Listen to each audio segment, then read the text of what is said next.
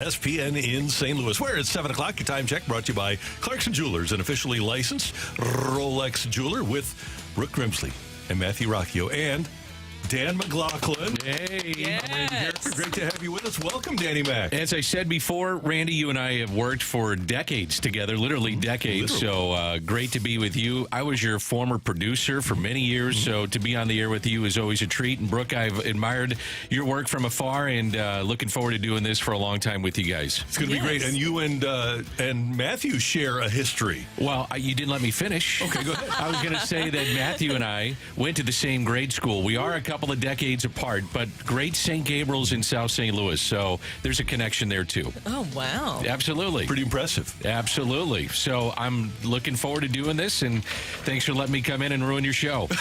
Oh, no. You can give us, too, some information on what it was like working for Randy back in the producer days. Well, if I must tell the story, I'm happy to do it. Oh, yes. Can I start with I was younger? Okay. You had a little bit more fire and vinegar? Is that what they say? Yeah. So one time, our boss came in and said, I need to hear more of, and correct me if I'm wrong here, Randy, but I want to hear more of some of the hard news hitters that are going on and some of those kind of names that are out there. Is that fair? Yes. Told both of us, okay? Then they pull me into the office, okay? And they say, Randy, Dan is going to do a great job for you, but we want you to run your own board. And when Dan isn't available, because Dan was still in school doing a lot of stuff, right? Yeah, I was still doing a lot, but I was basically full-time with you. Basically full-time. Yeah. But they said, hey, and Dan was an exceptionally hard worker. So they said, Randy, we basically want you to go get your own guests, and we want you to run your own board. So I walk into the office, and I'm kind of pissed. Okay, take it from there. And so I said, Randy, I've got a couple of great guests. I got Ampley's agent, Ampley at the time, running back for the Rams. There was some uncertainty about his future, and I had the cuts, like the actual audio cuts, and I said, here you go, we can play these during the show. Great, whatever. I thought, man, I've never seen Randy like this, and then I hit him with, by the way, I booked Mark Sauer, president of the Blues, and he was pissed. I mean, you were so upset. I've never seen you like that since then either. It's the only time I've seen you really upset. And it was a great interview, by the way, with Mark Sauer. He was great. You turned it on. So I thought you were awesome. You and Mark were instant offense on the radio. And Dan helped me so much. But here's the thing. All I've ever asked of from a boss is to give me the tools to be able to win. And I thought on that day they were taking away my tools to be able to win. Because I'd always had a board operator like Matthew, and I'd always had a producer. And Dan, exceptional at everything he's ever done in radio. You're too kind, Randy. Well, very nice. But I was mad at them because I thought they were taking my tools away. So I was gritting my teeth that day. When I was younger, okay, I still do sometimes, I would get really, really mad and break stuff. We had an executive producer. Statute of limitations has passed. We had an executive producer named John Cooper who would break a lot of stuff. How is Coop doing? I have no idea. I haven't seen him in years. Yeah, me neither. But he would literally pull phones out of the wall and stuff. I didn't do that, but yes, I would. No throwing phone, no. like you throw the phone or anything like that? No. But punch a wall. Well, there was the incident at Schnucks I heard about. Well, that Ranji still has the dent from that. But there was for as long as we had the reel-to-reel machines in our sports office at KMOX when I was there, until I left in 2001. So this is, 10 years, right? Yeah. There was a dent in one of the reel-to-reel machines. If I may, just for a second. But I'm good now. I would say... For those that are listening that maybe are a little bit older, there was Bob Hamilton, who read the news and is widely regarded, and God rest his soul, but widely regarded as one of the best newsmen ever. I mean, nationwide. He was incredible. He threw a card at me one time. Does that shock you? That shocks me. Wow. The nicest man you've ever met. Like when the floods hit in '94, he came in and did 6 hours of radio by himself, and I'm just handing him copy of all the news coming in and didn't miss a word. There was no none of that. And so he was the nicest man ever, but did throw a card at me. Yeah. Wow. That was a little rough. One quick one before we get to last night's national championship game. Ham was the consummate professional. Well, thank you, Randy. And everybody had a Bob Hamilton imitation. I'm Bob Hamilton, KMOX News. Well, Bob Costas was notorious for showing up late. Okay, so Sports Open Line started at 6:15. Bob would be in the chair at 6:14 usually. Sometimes he'd come in really early, but most of the time, game time is on time. One night, it's weather like this. Second alert weather, by the way, from 101 ESPN. It's rainy and slippery outside. Second alert, and you know how traffic gets in St. Louis when it rains, right? So it's raining, and Bob is running late. Bob Hamilton is doing the forecast, getting ready for Sports Open Line. And at 6:15, I'm Bob Hamilton, KMOX News. Let's recap that forecast. Coming up on Tuesday, a high of 34 degrees, and he goes through until Friday. Oh, that's great. But right now, and he sees Bob, there's windows throughout the studios, and he sees Bob Costas walking down the hall, and he says, and right now, it's 34 degrees. I'm Bob Hamilton, KMOX News. Just stretch it out. Yep. The next thing you hear on the air is, Costas sits down and exhales. I love it. It was fun. Bob was the best. He was Bob Hamilton. Both. Both. Both great. Michigan, congratulations to Dan Deeroff and his Wolverines. They beat Washington last night 34-13 in the national championship game. Guys, I thought this one, and I was wrong, but I thought this one was over in the first quarter when Donovan Edwards went off. Snaps to McCarthy, handoff to Edwards, bounces off a pile and breaks free. Outside of the 30, the 25, the 20, down the sideline, and he scores. 41 yards. Donovan Edwards. Pistol, and it's a handoff to Donovan Edwards, who breaks free again. To his right. He's going to go again. 2 carries and 2 touchdowns for Donovan Edwards. 41 yards and 46 yards after the first quarter. Michigan had 180 yards on the ground. My gosh. They had outgained Washington on the ground 180-31. So you've got a 14-3 lead after a quarter, 17-3 lead before Washington finally gets on the board. A touchdown pass from Michael Penix Jr., 17-10 game at halftime. Then Michigan got a field goal in the third quarter, and Washington bounced back with a touchdown to make it a 20-13 game heading into the fourth. But that's when Michigan started leading on the Huskies. Shotgun snap. It's a handoff to Korn. He breaks the tackle with a 10 and goes into the end zone for a touchdown. A handoff to Korn and a touchdown. And that could be a fitting conclusion to his career. The all-time record holder at Michigan in rushing touchdowns. 2 more tonight and 58 for his brilliant career. 303 yards rushing for Michigan, 301 total yards for Washington. And when we talked to Dan yesterday, he said that Michigan plays bully ball. And they did. They did what they do. That was 100% what happened. And defense wins championships. That's exactly what happened there. Danny, yesterday, I predicted that Washington was going to win this one. And it didn't go well, especially when you looked at that first quarter. I was questioning everything in my decision because Michael Penix Jr., he's looked so good up until that game.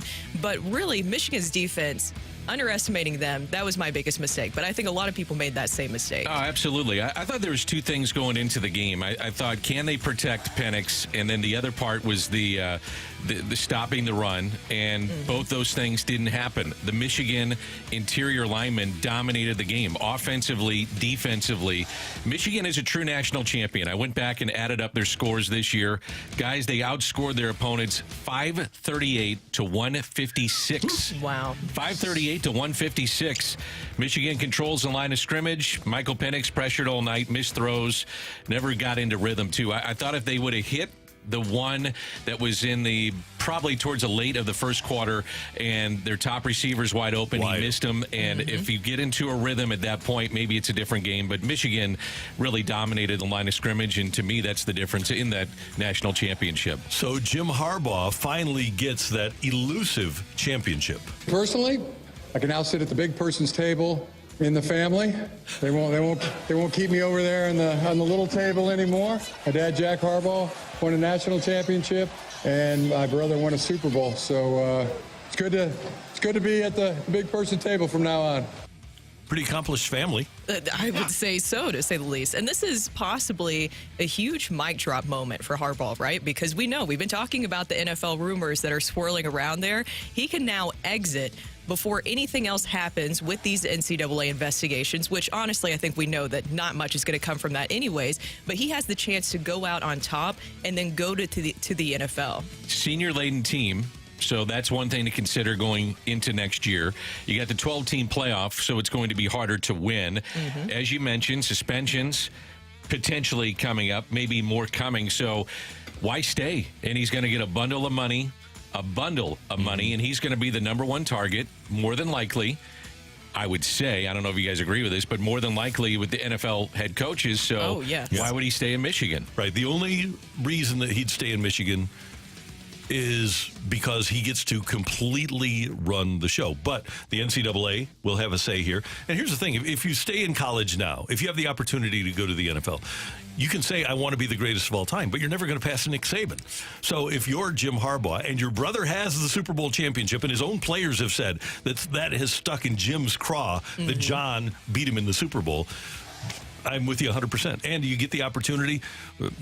The Chargers fired their general manager, you'll be in charge. The Raiders fired their general manager, you will be in charge. The Panthers yesterday fired their general manager, you'll be in charge. Jim Harbaugh, wherever he goes in the NFL, is going to get complete control of the operation. And there's so many job openings now that he is 100% looking at and saying, you know, I have a huge opportunity here to go to the NFL and possibly accomplish that when you're talking about the family types. This just feels like one of those movies where they pull off one last big heist and then vanish. Yeah. This is what he has the chance to do right now. Bowl games, are they meaningless? What do you think? Now that we're finished with the college now football that we're going to have the season. 12-team playoff? So don't tell that, though, to TV executives, because this year was the most watched college football season ever, even with meaningless bowl games. The Rose Bowl was the most viewed non-NFL sporting event since 2018. Orange Bowl, which was ridiculous, 63-3, Georgia and FSU, was the largest Orange Bowl audience since 2017. The Pop-Tart Bowl, which was my favorite, was awesome. 51. Now think about this. That was 51% higher than any NBA game on Christmas. Wow. So don't tell me that these games are meaningless, because TV executives want it. Yeah, Mizzou and Ohio State got huge ratings, too. Yeah. And here's the other thing that we need to remember about the bowl system. You have 12 teams playing in bowls, and maybe you have, after that first week, the 6 that lose in the first, or maybe I guess 4 lose in the first week. They can still play in a bowl game too. ESPN owns 17 of the bowl games. It's inventory for them. It's programming for ESPN. That's a big thing. And I'm like you. If you have a 12-team playoff, and I would anticipate that the New Year's 6 bowl games will still be a part of it, but you're still going to have big bowl games that I think people will want to tune into, because we saw that this year. I'm one of the morons that watched all the bowl games. I loved them. Now, I may have had a vested interest in said games. For my friends, of course. I'm always trying to help out my friends. Yes. I wouldn't do that on my own, but I had a vested interest, and I enjoyed them. I mean, I didn't care who was playing in terms of the first-string guy, the second-string guy. And again, as you know, Brooke, being in television, if you get ratings, they're going to continue to do it. Oh, 100%. Yeah. Especially with everything that's happening, too, with the realignment. You want those bowl games to be successful. And you mentioned Mizzou, the success that the Cotton Bowl had. That's something that executives look at whenever they're picking out bowl games in the future. They want to see who's driving these TV ratings. You talked about the Pop-Tart Bowl. I never even would have cared about those two teams. Without You didn't care about that game. But then you're checking in because of the Pop-Tart Bowl, and I guess it's going to be back next year. Yeah. So that's a good thing. Yeah. Maybe that's what those bowl games do. You have to have a really, really good mascot. Okay, Brooke, what's the greatest thing to ever happen in your life? Oh, man. The greatest thing? The Pop-Tart. It wasn't. It was that mascot. It was probably that. I was going to say being fiance. born, but yeah. But then the mascot. Your fiance My is the fiance, answer. yes, Yeah, my fiance. But then The day that he You proposed. fumbled the bag June on that 8th. one. June 8th. June Nice. 8th. That will be the next best day, of course. And then Pop-Tart Bowl. But the Pop-Tart Sure. mascot specifically. Yes, the mascot. You could eat the Pop-Tart. That's pretty good. Yeah. The Blues will host Matthew Tkachuk and the Panthers tonight. The game coming your way here on 101 ESPN at 7 o'clock. Pregame at 6. And John Morant suffering an injury to his shooting shoulder. Oh, He's going to I have knew surgery they were ready in for that. the year. In fairness, in the video, he sometimes held it with his left hand. One of the things I've learned working with Randy in his new phase here at 101 ESPN, which is now going on how many years? This is 15, Dan. We're in our 16th year here at 101 ESPN. You get to guns or you get to OJ. Randy is all over it. Oh, you are so sharp. You are. See, there we go. You're so sharp. Time check is 7:15, and it's time Here's to the thing, take a Dan. break in my first show back with you guys. If OJ played now, because he's a running back, right? So it'd be like a double-edged sword for I'm the done. coach that has. Go to break, Randy. Oh, you're really sticking your neck out here. Oh, no. What's coming up next? Coming up, should the Blues have tried a little harder to get Matthew Tkachuk from the Flames? That's next on 101 ESPN.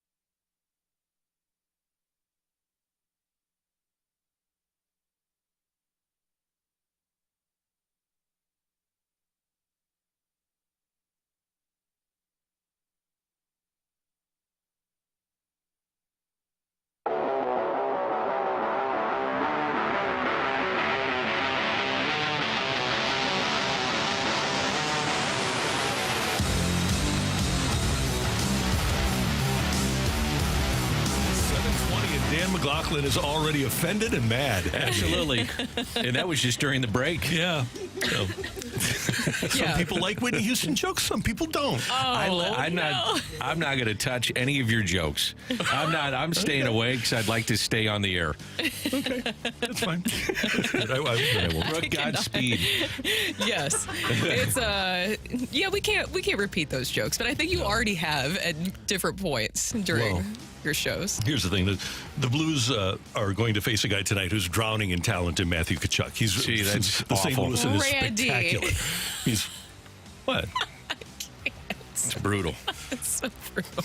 It's juvenile and brutal. You guys get your head in the right head. We're talking sports here, okay? We're talking Blues and Panthers. Yes. So what do you got on those old Blues there, Randy? Well, here's the thing. Before last season, the Blues were definitely in talks to get Matthew Tkachuk. And reportedly, according to our friend Jeremy Rutherford at The Athletic, our Blues insider, the Blues had offered Tarasenko and Scandella, and I think a number 1. And there was a lot of talk about the Flames either wanting or not wanting Jordan Kyrou. And apparently they did. And the Blues were not prepared to part with Jordan Kyrou. That's the debate. Did the Flames either want or not want Jordan Kyrou? We don't know for sure, but we know for sure that the Blues did not want to give him up. So my question is, with where we are now, the Flames just went to the Stanley Cup Finals. They've got the 3rd most points in the league this year. And this is an iconic, on his way to being an iconic player. He would be an iconic St. Louis player, Matthew Tkachuk. So should the Blues have gone harder to get Matthew Tkachuk last offseason? And I was on board because I didn't think the Blues could match the offer of Huberdeau and Weegar, who went to Calgary in exchange. But maybe the Blues should have gone that little extra oomph to try to get Matthew Tkachuk. Well, the Blues reportedly offered Vladimir Tarasenko and Scandella. So then when you hear that offer and then you saw what the Flames got in return with that trade with the Panthers, it felt like it's something that the Blues could have possibly pulled off. I remember that was my first reaction to hearing the trade news. And if you follow Jonathan Huberdeau, things exactly haven't worked out well for him with the Flames whatsoever. Meanwhile, the Panthers have been doing really well with Matthew Tkachuk. Matthew Tkachuk, to me, I would have done whatever it would have taken to get him here to St. Louis. One, because we know Big Walt, everything that he's done and is currently doing for the organization and what he brings. But watching Matthew Tkachuk, he is, if I could put together a hockey player with that attitude, that fiery passion, it would be Matthew Tkachuk. The energy he brings, that leadership, is something that you would love to have on your team. And I just imagine him and that connection he has with Robert Thomas, how great that would be for the Blues. I think it's frustrating from a fan's perspective because this time last year, Kyrou had 19 goals, and we wouldn't be talking as much, maybe. He's got 9 this year, as much about this because he's had a frustrating season. He had the issues with Craig Berube, the stuff that got out publicly. And I think from a fan's perspective, that does frustrate you. By the way, Matthew Tkachuk coming in, points in 5 straight. He's got goals in 3 straight, 7 points over his last 2 games. And the Blues are struggling on the power play. Kyrou is snake-bitten at times on breakaways earlier this season. And again, only 9 goals. And I think it just adds to the frustration without having a Matthew Tkachuk, which, by the way, from his perspective, I think probably the best thing happened that he didn't come to St. Louis. And that's one thing that he told JR. He said that's not always the best situation to be playing at home. Now, he could have signed here. I know he wouldn't have hated it, right? Because this was his team growing up. And his fans dad would have loved it and ate it up, for sure. Right. But there is pressure in playing at home. But just from a team standpoint, you talk about changing history, and this might be revisionist, but I can tell you this. If Matthew Tkachuk is on this team and Jordan Kyrou isn't, I'm betting you that Craig Berube doesn't get fired. You really think so? You think that it would have had that kind of ripple effect? I think Matthew Tkachuk is a Craig Berube type player. I don't know, man. I mean, since Drew Bannister took over, only 2 have been decided by more than 2 goals. They played in tight games, and Berube just wasn't getting at the very end, at least initially watching Drew Bannister, what Drew Bannister is getting out of this team. I'm not sure one player would change that. I think having your best player provide the buy-in. And Matthew would be the best Blues player by a wide margin. And no disrespect to Robert Thomas, but Matthew Tkachuk is one of the 4 or 5 best players in the league. I think having buy-in from that guy changes the entire dynamic of an organization. And you think also at that time, too, you're mentioning this season what we're seeing with Jordan Kyrou, where he's been snake-bitten at times. But at the time of that trade, they probably saw more of the value in Jordan Kyrou. We were seeing more of that scoring ability, which has led to that big contract he was able to get. Same thing with Thomas. But when they're looking at getting rid of Kyrou and Thomas at that time during that trade, I'm sure that they really didn't want to part with Jordan Kyrou because they still were hoping, and not that the door is closed with Jordan Kyrou, but the ceiling and potential for him was still really high at that point. Don't you guys think that this is a key point in the season? This is when you'd love to have Matthew Tkachuk, by the way. Oh, when yes. you've got a 4-game homestand with the Panthers tonight, then you have the Rangers, Boston, Philly. Lone road game is with Washington. That's a back-to-back. But the Panthers, the Bruins, the Rangers are 1, 2, 3 in the East. All 3 already have 50 or more points. This is when you need a little grit. This is when you need a little toughness. And this is all about Matthew Tkachuk if you had him in uniform. And the Panthers are coming in on a 7-game win streak. Yeah, they're playing right great. now. Really, really good. And the last team the Blues played had a 5-game winning streak. So they're facing not only teams at the top of the standings, but teams that are hot in getting to the top of the standings. Does it seem like Jordan Binnington has been here for 5 years for you guys? No. His debut was Sunday. I went back and looked at it. It was Sunday when he made his NHL debut. Binnington got the win, and then the rest is history. Gloria started, and that was 5 years ago on Sunday. That's amazing. Yeah.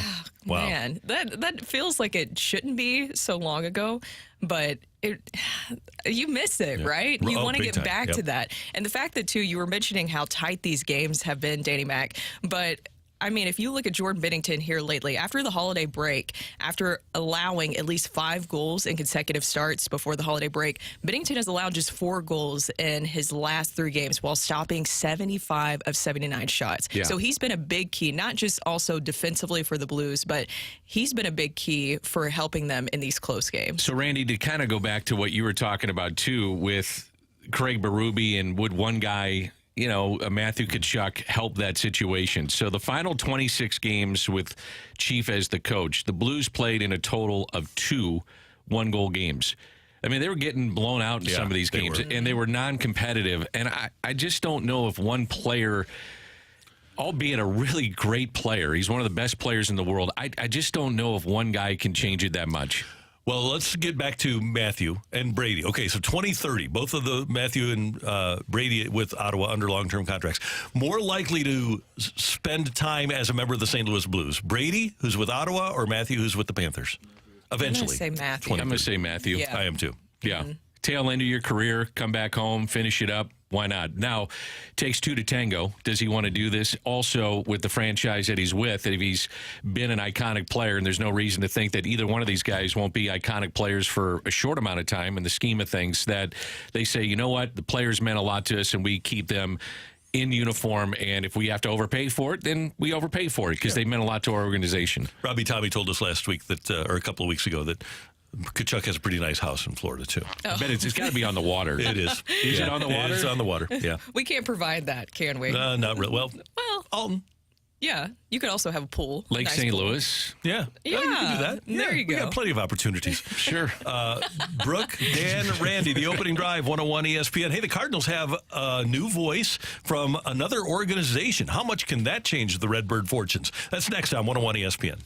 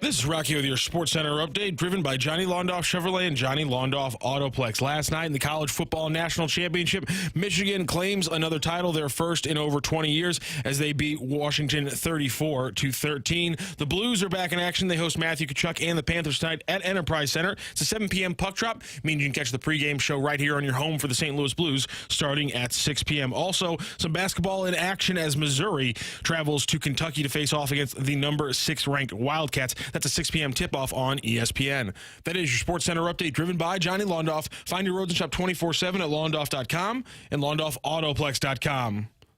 Are you kidding me?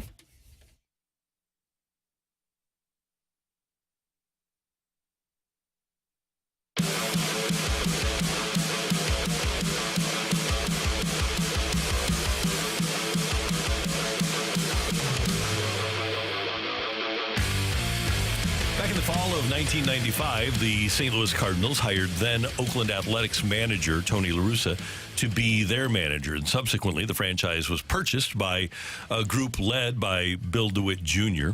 And since then, since 1996, the Cardinals have had a tremendous amount of success. And they've done good by their employees by promoting from within and giving people opportunities from within their organization. In that time, since the fall of 1995, the Cardinals have not brought in somebody with a significant voice in baseball operations from outside the organization. From 1995 to 2024, the Cardinals have not had somebody from outside their organization that came in to give them a fresh set of eyes and talk about what other organizations are doing and seeing in the Cardinals. This is until now, until yesterday, when the Cardinals named former Red Sox general manager Chaim Bloom as an advisor to John Mozeliak. Bloom also had spent years with the Tampa Bay Rays. And for me, Dan and Brooke, this is another great move on the part of the Cardinals, because I think any organization needs to have a fresh set of eyes, and especially in baseball now, when you're the Cardinals and you have been passed up in terms of building an organization by at least half of the teams in baseball. I look at it as a real value to bring in a guy like Chaim Bloom and say, okay, here's what we did in Tampa. Here's what we've done in Boston. And here's what I see that you guys are doing. And hopefully the Cardinals will take the advice that somebody like that brings. Not all of it, but just have a fresh set of eyes. The Cardinal way was great for a long time, but now you look at the organizations that have passed them up. I think this is a necessary move on the part of the Cardinals, and a very good one. And you can still keep the Cardinal way. It's just more revamping it and also bringing in a different perspective, which is something that we talked about a lot this past season with the Cardinals, where it felt like they needed another voice to come into the organization to really just shed light on what's going on. And really, I think this is a great move for many different reasons. One, Bloom, it seems like his expertise lies in pitching development. How much have we talked about that the Cardinals have just been waiting for just a homegrown arm to really come up through the system to be able to develop that pitching? That's something that we've talked about a lot. And he helped develop the Rays way, which is something that we've talked about. The Rays know how to really develop and get the most out of their pitchers, so he'll be able to do that. And I know that a lot of people look at that Mookie Betts trade that he was a part of. But guys, don't you honestly think that that was more on the ownership and him just having to execute what they wanted? 100%. You know, going back to what Randy said, just to give you a refresher in terms of what the DeWitts have done. And I understand that recently there's been frustration, and I get it, coming off a terrible season, but they've had 12 division titles, 17 postseason appearances, lead the National League with 75 playoff wins.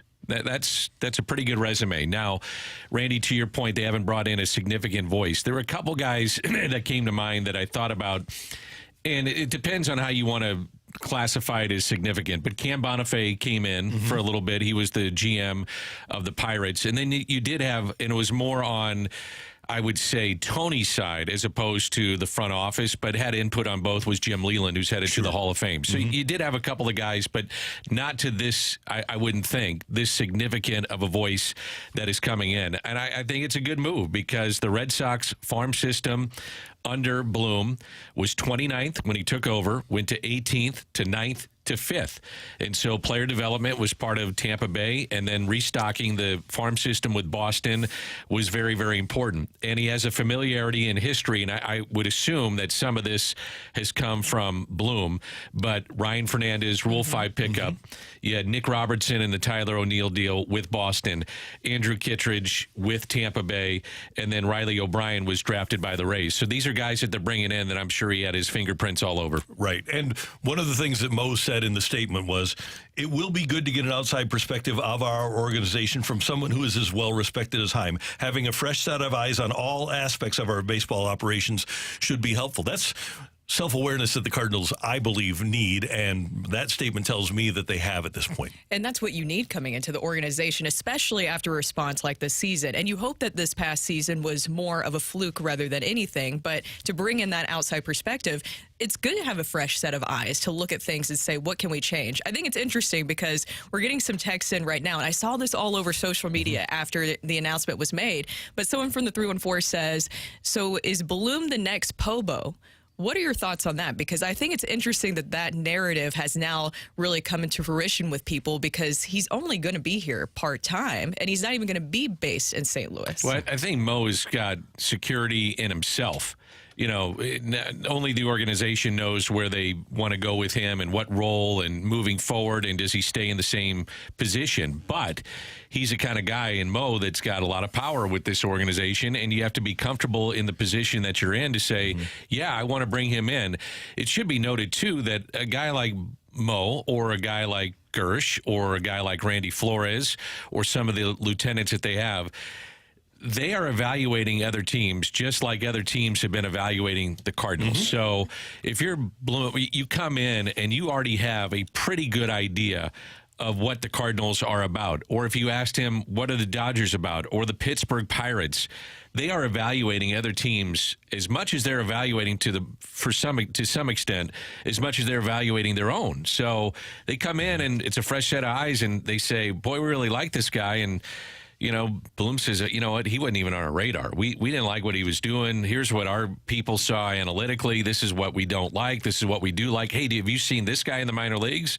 Love that guy. Oh, no, we weren't thinking in terms of what he might be. So I think getting a fresh set of eyes is important. I really do. And one other note here, and Greg Amsinger's made this point, is the former player is coming back into vogue in MLB front offices, people that have actually played Major League Baseball. And this is nothing against Chaim Bloom, because he's obviously very intelligent and has a great pedigree with that Rays organization. But when I look at what the Cardinals have right now, they have a really valuable commodity in Randy Flores, who played under Tony La Russa. He understands, and we talked to him about the fact that he gets that they're still men, not machines. I think one of the things that the Cardinals have gotten too far into is trying to have the players be robots and not have them be treated as human beings that are having things happen on a day-to-day basis. And Randy Flores gets that part of it. If I'm the Cardinals and I'm looking for the next Pobo, I'm looking internally. Here's a guy that understands what it took to win when you won your World Series. He's a guy that gets players. He's a guy that gets the Cardinal way. Maybe Chaim Bloom will wind up being the next Cardinals president of baseball operations when Mo steps down after whether his contract is up or he has an extension. But I'll tell you what, I think that you better be wary of losing a guy like Randy Flores if you're the Cardinals. Well, there were teams that were interested in Randy Flores, and they have been the last couple of years. And, you know, Randy is a unique guy in the fact that he went back to USC and had a degree, went back, got a graduate degree, and then started his own business that was about evaluating players. And Mo saw that. I mean, Mo saw that this guy is an up-and-comer and loved what he was doing, and he's an up-and-comer in baseball circles because look at the draft and the players that he's produced. So I'm with you, Randy. I mean, as I look forward, and whether it's next year or 5 years or 10 years, Randy Flores has got to be in my organization one way or another. He's got to be part of what they're doing moving forward. Yeah, Randy Flores makes a lot of sense. He is absolutely great, and great as his job, as you guys mentioned there. And with Bloom coming in, I think that this will be a great collaboration with the organization and with Flores and what he's able to do. You have a lot of promising young arms in the organization right now, like a Takoi Roby, which they just added this past season, and even a Tink Hintz. And so the fact that he will be able to come in, and Dan, I think you're right. I think that you definitely could feel or see some of the fingerprints of how he probably has had a say in some of these latest pitching acquisitions for the Cardinals. I think that he's already been working because, remember, these rumors started back in November that the Cardinals were going to possibly add him. I think it's just a different set of eyes. Just give me a different viewpoint. Last year was awful, and, we got humbled a little bit, and maybe we're not doing things right. So tell me what we're doing right and tell me what we're doing wrong. And we got a minute here, and maybe I shortchanged this, but at Cardinals.com, Bill DeWitt III said, don't expect the Cardinals to increase their payroll significantly before spring training. If there's going to be a move by the Cardinals personnel-wise, it'll be money out for money in. I appreciate the honesty. And by the way, the Cardinals were never going to go out and sign Blake Snell or one of the remaining available starting pitchers. But if they make a move for a guy like Dylan Cease, who's probably going to get $8 million, they're probably going to have to trade an $8 million player. So I would be very surprised if this is not the roster that you see at Cardinals.com today that they take to spring training in a month. Right now, the Cardinals are 10th in baseball in payroll. So their 26-man roster is 173. Their 40-man competitive balance is 205. So $205 million. So in both categories, they're 10th in baseball. 100%. And I do appreciate the honesty, but guys, if you could just see social media after that and the reaction, because I think people, one, recognizing that you don't understand or that you don't know 10th in baseball, that is a lot. But I think a lot of people were expecting an even bigger response. But I do appreciate we like where we're at right now. Now, could they still possibly add more? They could via trade, but they also could add another reliever. They could. I still think that the first month of the season is going to be rugged. Just try to tread water for the first month of the season with what you got. Man, that schedule is tough, It's not man. forgiving It is. whatsoever. I'm with you. Coming up here on 101 ESPN, get your text in to, and we got this thing on the show, Dan, so you got to participate. Get your text in to the Air Comfort Service text line 314-399-9646. That would be 314-399 YO-HO. I tell you, I've been thinking about this, and you guys do it so well. I think I don't want to ruin it. Dan, we're a team. I'm just new to the show, and I'm trying to get my way through this. I'm kind of new to the business. It's very easy. Yo-ho. I like how you guys do it. I do. Well, you just want to admire. No, we want your beautiful voice on it, Dan. That's so sweet of you. Man. But, I'm just going to make sure I... Can you just try it once for us to indulge us? 314-399-9646, 314-399 Yo-ho. Yo-ho. Oh, yeah. You'll get better. I'm trying. So you got to yo-ho. Yes. Okay, I'll work on it. Thank you. Definitely will work on it. Take it or leave it. Coming your way next on 101 ESPN.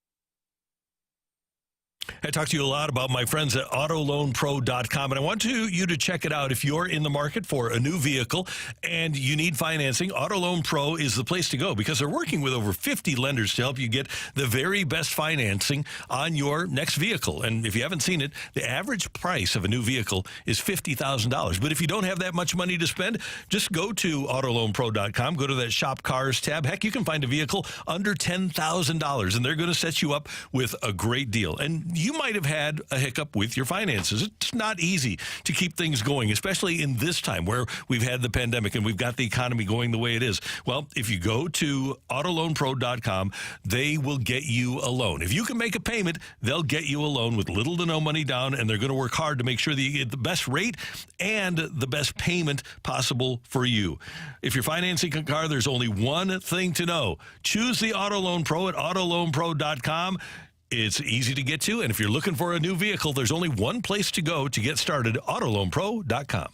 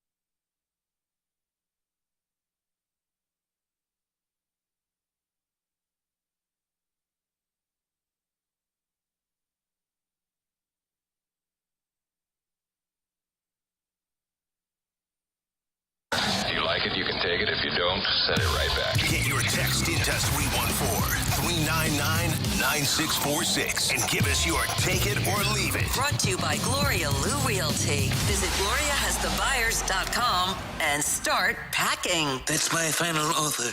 Take it or leave it.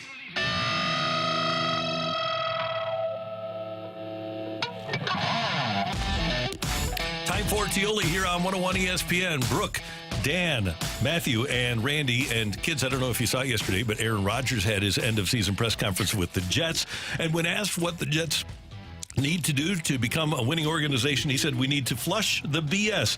He said, anything in this building that we're doing individually or collectively that has nothing to do with real winning needs to be assessed. If you want to be a winning organization and put yourself in a position to win championships and be competitive, everything that you do matters. And that BS that has nothing to do with winning needs to get out of the building. Take it or leave it. Aaron Rodgers needs to get out of the building. Four snaps, right? Yeah, 4 snaps and a lot of comments on the Pat McAfee show that really had nothing to do with winning for the Jets. I was more interested in what he had to say about Jimmy Kimmel yesterday than he did about the Jets. Yeah.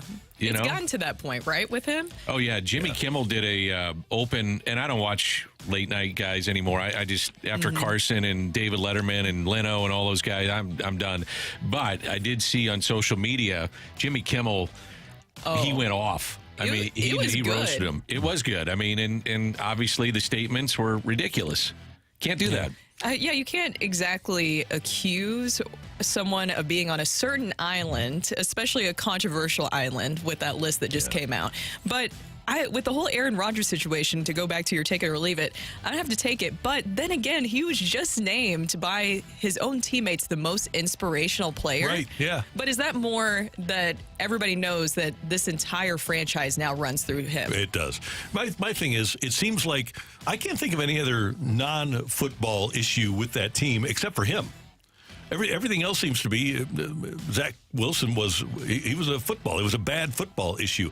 The injuries were football issues. It seemed like the non-football stuff was all pretty much a product of Aaron Rodgers. Did anything come out of Hard Knocks that was controversial? I don't think so. I don't either. I mean, outside of the fact, like you said, Aaron Rodgers was bringing in guys that he was affiliated with that most people thought in the league were done. Yeah, and they were. They are. Yeah. Well, take it or leave it, guys. I don't know if you saw yesterday, but Blues general manager Doug Armstrong addressed media members to talk about some of those young Blues that we saw in the World Juniors and the great showing they had, including Team USA winning gold. Jimmy Snuggerud, your favorite. USA. And you know that I have a Blues Snuggie, right? I know you do. Yeah. It's adorable. We're going to put Jimmy Snuggerud's face on the Snuggie. We're working on like some marketing here. You going to get a tattoo of him like you did the last time? No. Okay. If he leads the Blues to a Stanley Cup. You need to get a Jimmy Snuggerud tattoo. If Just they his win the face cup, right there. Yeah. Brooke, if they win the cup this year, and we'll get back to your take it or leave it. Yes. But if they win the cup, Randy, and Jimmy contributes 1 second of ice time, you have to get a Jimmy Snuggerud face on your other side of your back. If they win the cup and Snuggerud is the Connie Smythe winner, I'm in. No. You can't add other parameters to this. I'm with Danny on this one. We didn't Thank you, even. Brooks. It wasn't a negotiation. No, it's a. This is either you're going to do it or you're not. Okay, I'm not. If you're a true Jimmy Snuggerud fan. I don't even know Jimmy Snuggerud. Oh, Randy, you've loved him. But going back to my take it or leave it, he spoke very highly, obviously, of Jimmy and the other players, and he even talked about Jimmy could even be here as soon as this season. Take it or leave it. Jimmy Snuggerud showed last night that he wants to be here as soon as possible because he had a hat trick for Minnesota. I'll take that. Yeah, as soon as the Frozen Four is over, I think he can come. I don't see him coming because I'm not sure the Blues are going to be in a position where why would you bring him up, especially after the gauntlet of games that they have? Yes. Why would you bring him up at the end of the season? Get his feet wet in the National Hockey League. And I guess there's two ways to look at it. One would be he can help your team win and you're going down the stretch. The second part would be if you're not very good, why not give him ice time because it doesn't matter anyway and give him some experience. So I can see both sides of it, but I'll leave it.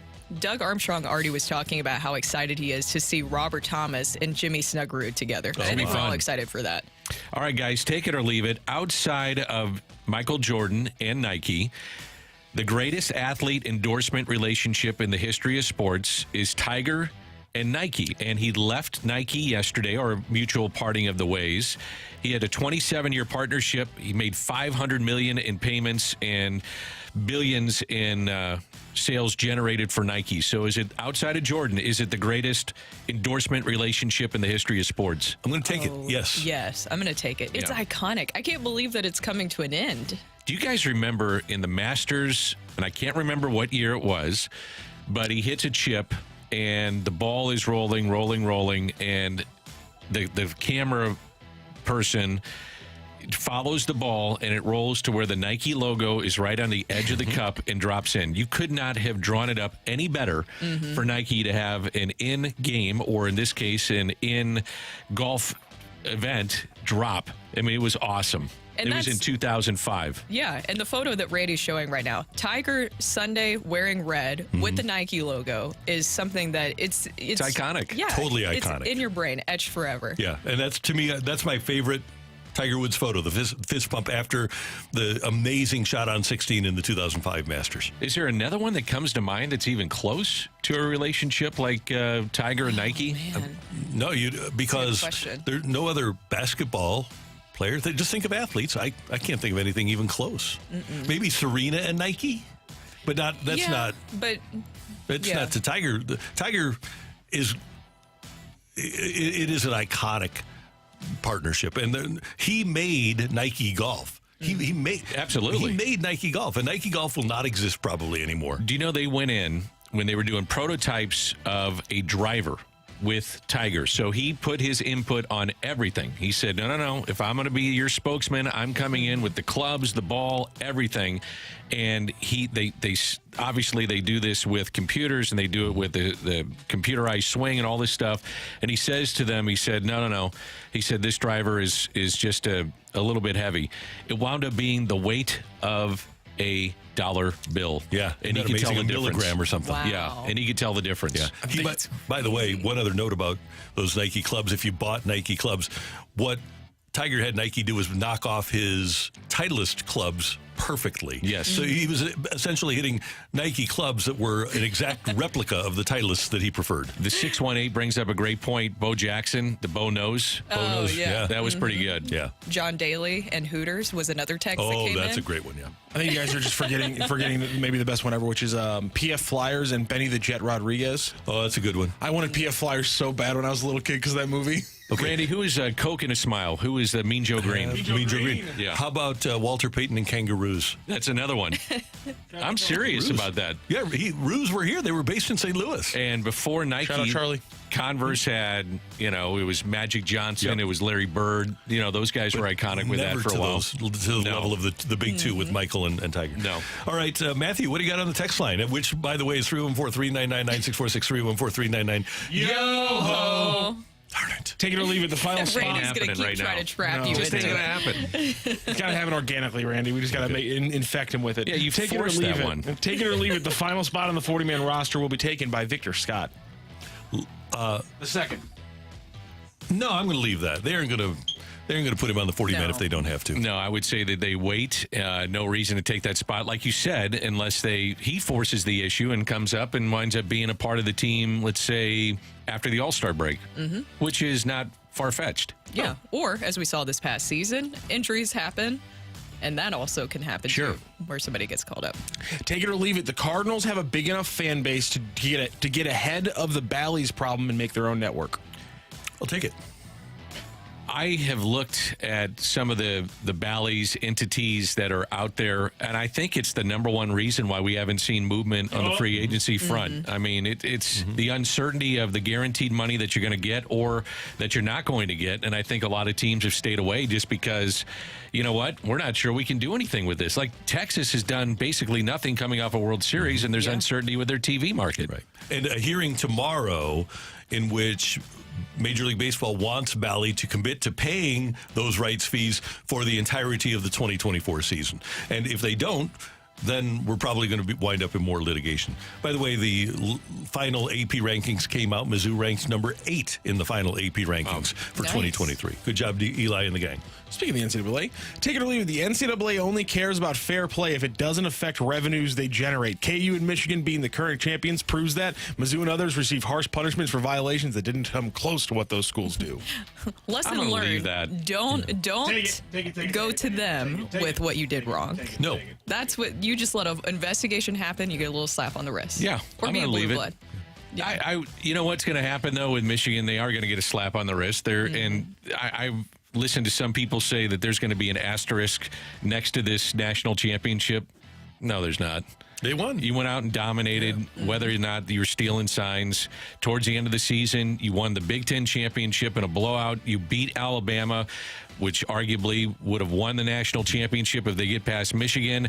And then you beat the team last night that got past Texas and Washington. You did it, and it's done with, and you win the national title. And the NCAA is not going to mess with blue bloods ultimately. They're going to mess with Duke or Carolina or Kansas in basketball, not going to mess with Notre Dame or Texas or Michigan in football. Even Ohio State, they didn't suffer many penalties for the whole Terrell Pryor thing. So it's about being a blue blood. Let's be honest. What kind of infractions can you get now anyway? You got NIL, you can pay kids, you can, I mean... There's not much you can do. You violate the recruiting period for high school Can we get a kids. cheeseburger? Yeah. Oh, I mean, no. come on. Can't do that. Can't do that. Hey, thanks very much for your texts. We do appreciate them. Coming up, where does Michigan go from here? We talk about Harbaugh, but will Michigan be as good as they were this year next year? That's next on 101 ESPN.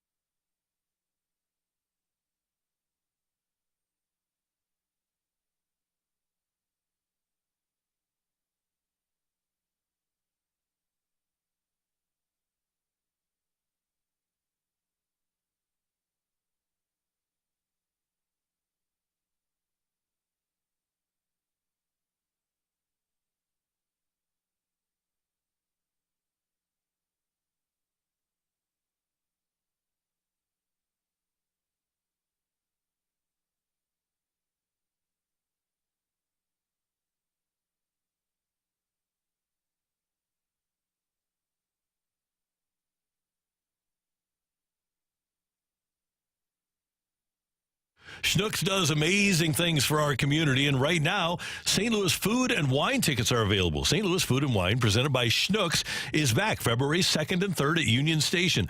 It features hundreds of wines, a selection of craft beers, and culinary delights around every corner. It's a can't-miss event. It's presented by Schnucks to benefit the Repertory Theater of St. Louis and Operation Food Search.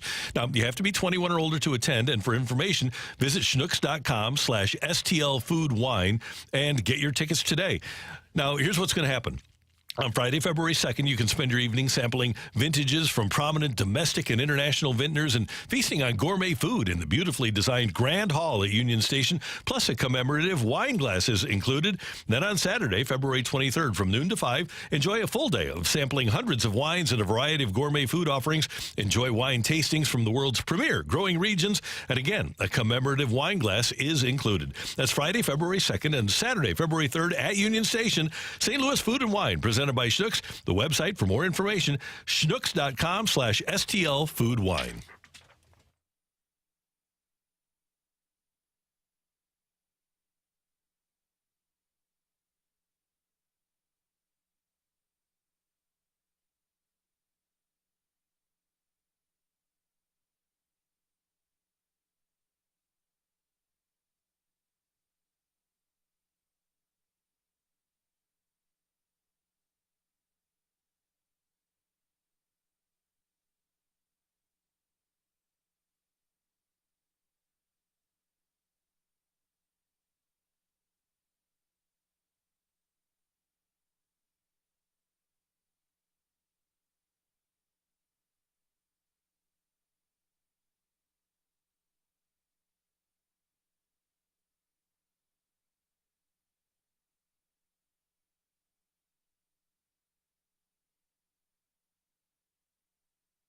ESPN, brought to you by Sumner One. A fresh perspective on the day's top stories. It's the Opening Drive's Fresh Take.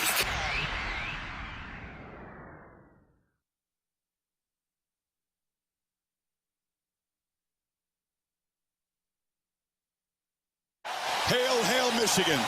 They are the champions of college football 2023. 8:04 in St. Louis. Your time check brought to you by Clarkson Jewelers, an officially licensed Rolex jeweler. Brooke Grimsley, Dan McLaughlin, Randy Carricker, and a dominant win for Michigan over Washington in last night's college football playoff championship game. 34-13 was the final. Michigan wins for the first time since 1997, the first time since Jim Harbaugh became their head coach a decade ago. And there was a lot that went into the Michigan season this year.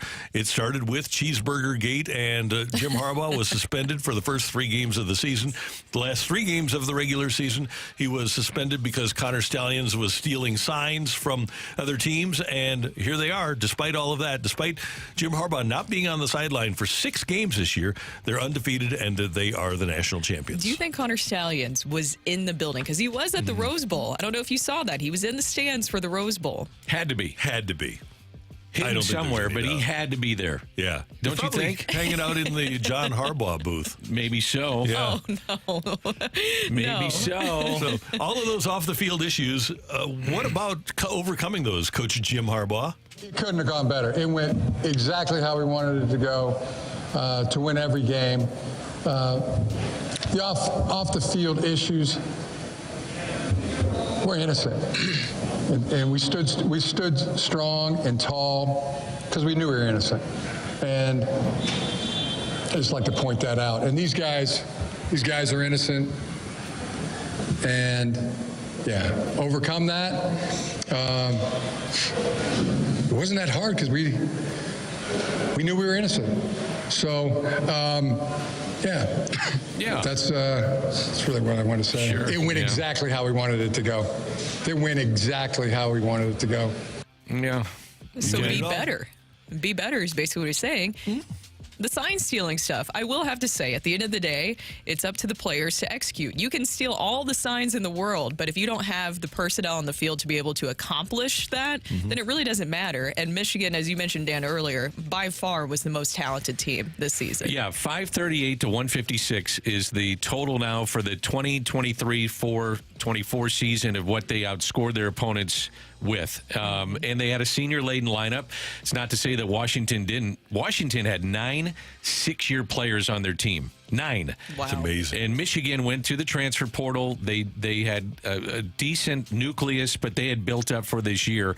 And that's why I think Jim Harbaugh is gone. I think that he looks at this and he said, okay, senior-laden team, suspensions, dealing with the NCAA. You got a 12-team playoff next year. You have the expansion of the Big Ten. Remember, they're going to add Washington, Oregon, USC, and there's another team, too, that I'm forgetting. UCLA.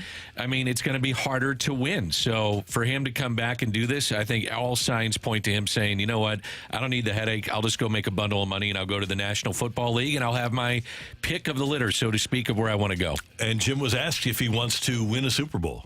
I just want to enjoy this. And I hope you give me that, Can a guy have that? Does it always have to be, what's next? What's the future?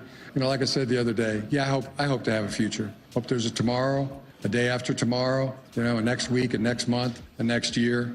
Yeah, probably this week that he becomes a head coach in the NFL. He probably finished that night and obviously with the celebration and then got with his agent, said, okay, what are we looking at? Yep. Because you also had a ton of firings yesterday, so there's even more job openings. I translated that as him saying, I'd like to continue to live? Yeah, that's basically it. Right, good. I didn't want to look into it. Dan, in addition to what you said about the league changing and Ohio State's going to be back, even though their quarterback situation is in flux, they're going to lose J.J. McCarthy probably. Mm-hmm. They're going to lose Blake Corum. They're going to lose a couple of offensive linemen. They're going to lose Shane Ristel on the defensive side of the ball. And it is in college football all the time. It's start over mode. He might not want to start over. He's reached the mountaintop. Don't you think you just get sick of the headaches, too? And it's easy for us to sit there and go, well, he was suspended for these 3 games and then came back and then got suspended. I mean, if you're in the throes of that, that's exhausting. That's just, you know what? I've had enough. I'm done with it, and I'm moving on, and that chapter is done. I went back to my alma mater. I won the national title, and again, I'm going to the NFL, and I'm going to get paid. Exactly. That's exactly what's going to happen, I think, with this situation. It's just setting up perfectly. This was the perfect mic drop for him, where he was able to end on such a high note. And you mentioned there, senior-laden group that he had. It's the perfect ending for him to be able to say, okay, I accomplished this. It's like I likened to the movies earlier, where you just have basically a big heist, the last one, and then he's able to pull away and vanish. And there's a huge advantage here for Michigan in winning the championship because most of the head coaching jobs have been filled. Sherrod Moore went 3-0 as the head coach of Michigan when Jim Harbaugh wasn't there. If Harbaugh leaves, they can keep the staff together. They can just promote Sherrod Moore to be the head coach. Exactly. And the young players that are on hand, and by the way, they have 20 4th, 5th, and 6th-year seniors among their starters, plus McCarthy, who's not. So it's going to be a different-looking team. But Sherrod Moore has been a huge part of recruiting the players that are going to be rising on the Michigan roster next year. So it might work out ideally for them that they went this far. If Harbaugh leaves, just keep everything together and promote Sherrod Moore. I thought last night was an okay game. It wasn't great. It was okay from the entertainment value of it. I just thought Michigan was in control the whole time. It wasn't a true blowout, but it does get me excited about the 12-team playoff for next year. And Randy just mentioned it. If you missed it earlier, Mizzou finished 8th in the national rankings. I can't believe that there's going to be a more anticipated season in Missouri history than going into next year. The fact that your schedule is conducive to winning, it's a 12-field playoff, and you've got a chance to be a national championship team with these kids coming back. I mean, I don't think that's far-fetched. No, it's not far-fetched. I think that's the expectation now. And, of course, we talked about yesterday, you have the exit of Baker, and so then you wonder about who will come in as the defensive coordinator for Mizzou now. But, honestly, with what Eli Drinkwitz has been able to build over there, it's not that far off to believe that they'll be able to make the 12-team playoff. I think that is the expectation for Mizzou next season. Mine, for sure. And my only question is going to be, this year, they came into the season not only with Blake Baker as their defensive coordinator, but it was the second most experienced defense in all of college football. Now, much of that defense is walking away, including 2 NFL cornerbacks, your best defensive players in Bailey and Tyron Hopper. You're going to lose Darius Robinson, who was your best defensive lineman. So and it's college football, you have to do this. There's some replacing to do. It'll be really interesting to see whether the transfer portal and or what they have in place in terms of rising players can replace what Mizzou lost this year. Can you be footballed out? I'm not footballed out. I wish there was more college football coming. I love college football. Yes. I just love it. And last night was the culmination of it. I was kind of sad, though, that the Pac-12 is done. You know, watching Washington, they've had so many great teams and players that have come from the, now the Pac-12. But I'm just disappointed that conference is done. I thought Chip Kelly, what he said at UCLA, I think what the Ole Miss head coach has said, Lane Kiffin, what he said about what's happening right now with the transfer portal is correct. There needs to be a correction in college football, but generally speaking, the product is magnificent. It's great. It's been excellent. You have to watch it. It's must-watch TV every single week, and I hate to see it go, but you're right, Dan. I was hoping for more of a storybook ending for the Pac-12. It was far from it. Don't you love the fact that in these games, we never hear about officiating? We never talk about officiating at the college level when you get to the CFP. We always hear about it in the NFL, but we never hear about bad officiating in college football. Why do you think that is? It's a good point. I think because the NFL just has too many rules. Yeah, and these rules that the college football has, they aren't difficult to call. And I think sometimes in the NFL they make it more difficult than it needs to be. The speed of the game is so ridiculous, too, on the college level and the pro level. That's a good point. I hadn't thought much about that. That's why I like watching college more than pro, because the game just seems to be smoother. It doesn't lurch like it does in the NFL many times. No, and you did have that holding penalty on O'Dunn's Day. Did you guys remember that? But even then, the game, I felt like it was a turning point, but the momentum was always on Michigan's side. Yeah, and I thought that it affected his ability to get to the ball. What's a bigger story, Bill Belichick or Jim Harbaugh from NFL terms as we sit now the day after the national title? I think Harbaugh is. I think so, too, because he just has his pick of where to go right now. And it just makes a lot of sense, as you mentioned, getting away from this whole sign-stealing scandal that is happening with Michigan. He's able to move away from that. And really, he was able to separate himself from that narrative of the story anyways. And now he gets to go to the NFL and not have to deal with all these huge changes with college football. I think if you're Jim Harbaugh, you're just done with the headache. Yeah. Yes. You're done with recruiting 17, 18-year-old kids, figuring out the transfer portal. Am I going to beat the NCAA? I think you're just done with it. Okay, so apparently Harbaugh and Mark Davis have mutual interest with the Raiders. How about Belichick to the Chargers, Harbaugh to the Raiders, and then you've got Reed and Peyton in that division too? Yeah. I think the most interesting job out there would be the Chargers for me, because you have a franchise QB. No doubt. And if I'm going to bring somebody in like Jim Harbaugh, it seems to be the perfect marriage in that regard. Yes. Absolutely. I don't want to see Antonio Pierce lose his job, by the way, either. I thought he did a really good job. Well, and the players really have gravitated towards him. They like him a lot. And if you're the Raiders, can you do it again after missing out on Bisaccia? And he won with them and then went downhill. You know what you got in Pierce. And does Mark Davis want to pay 3 coaches? Yeah, that's a great question. That's what he's going to have to do. Yep. That is today's Fresh Take here on 101 ESPN. Coming up, the Blues in action against the Panthers tonight at Enterprise Center. We're going to talk to the TV voice of the Blues, John Kelly, next on 101 ESPN.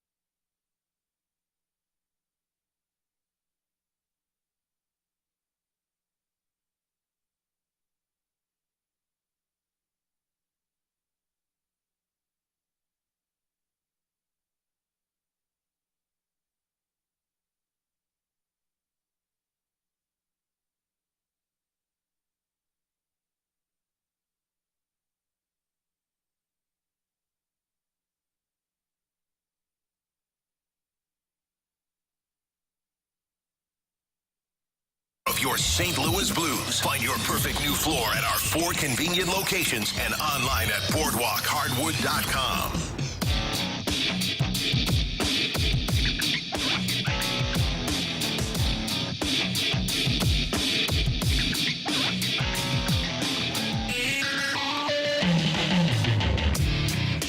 Dan McLaughlin, Randy Carricker, the opening drive on 101 ESPN. Tonight we've got Blues hockey. The Panthers and Matthew Tkachuk are in town. 6 o'clock pregame, 7 o'clock faceoff here on 101 ESPN and on Bally Sports, where John Kelly will have the call with Jamie Rivers. And John Kelly, the TV voice of the Blues, joins us now as he does every Tuesday morning here on 101 ESPN. Good morning, JK. How you doing?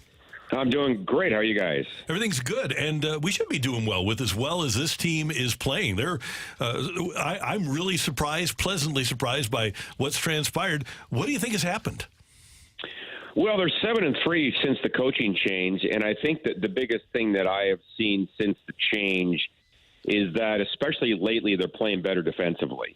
And, you look at what they've done in the last couple of weeks, shutting down Nathan MacKinnon of the Avalanche. They lost the game 2-1, but MacKinnon had his 19-game point streak come to an end. They did a great job against Vancouver, a team that, won in New Jersey the other night. Last night, they blitzed the Rangers in New York. They're a really good team. The Blues won that game 2-1. And then, on Saturday in Carolina, they stopped the Hurricanes, a really good team that had won 5 in a row, and their best players, Svechnikov and Aho, had 6-game point streaks going into that game, and they were held pointless. So I think the biggest thing is that the Blues are more competitive, and they're playing better defensive hockey, and that's led to more wins.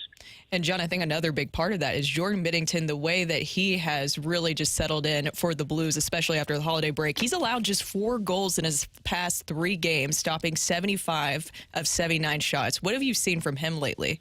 Well, you're right. I mean, Brooke, anytime you talk about defensive play and team defensive play, it starts in goal. We all know it's like pitching in baseball. It affects the game so much. So when you have great starting goaltending, it's been, fantastic. And Joel Hofer, you can't forget about him. He played great in Florida just before Christmas, and the Blues won that game. I think he stopped 37-38. So, they've had great goaltending. So, what have I seen from Binnington? He's aggressive, he's challenging, confident, and just making great saves. So hopefully that can continue against the Panther club. I mentioned that the Blues beat them before Christmas. Well, since then they've won 7 straight. So I think they got the Panthers, mad because they're really hot coming in here. They scored 8 goals in the last game in Denver, so this is going to be a challenge tonight. Hey, JK, great to hear your voice. Doing a great job as always this year. Jimmy Snuggerud is kind of a name that fans are excited about. Would you see or envision any point in time he'd come to St. Louis this year? And kind of a secondary question to that is what would need to happen to see Snuggerud up with the Blues? Well, Dan, I think there's a good chance of that. And by the way, good to talk to you as well. He obviously had a great World Junior Championship and is having a great season with the Minnesota Gophers. So I think there's a good chance he does turn pro, Dan. But, that's obviously more up to the young man and his family than the Blues. But, in talking to some of the scouts, I think they feel that he's ready. So, Doug Armstrong was just there. We're going to actually have Doug, I believe, in our booth tonight, and I'm going to ask Doug about that, the timeline for Snuggerud. But it wouldn't shock me if he turns pro, and, depending on where the Blues are at the time and, how they're going and things like that, maybe he makes his start with the St. Louis Blues. I don't know. But I think there's a decent chance that could happen this year. John Kelly with us on 101 ESPN. And, JK, we've talked a lot about the hot teams that the Blues are playing. And a hot player tonight, obviously, in Matthew Tkachuk. It's always fun to see him in town. But we watched him go to the finals last year and pretty much carry a team to the finals. I said earlier, I think that Matthew Tkachuk is a top 5 player in the NHL. Is that wrong? Well, he was a finalist for the Hart Trophy last year, Randy, and had a tremendous year. So, for whatever reason early on, it wasn't working for Matthew. But as you said, he's gotten hot. He has points in 5 straight game goals and 3 straight. So it was only a matter of time. He's just too good a player.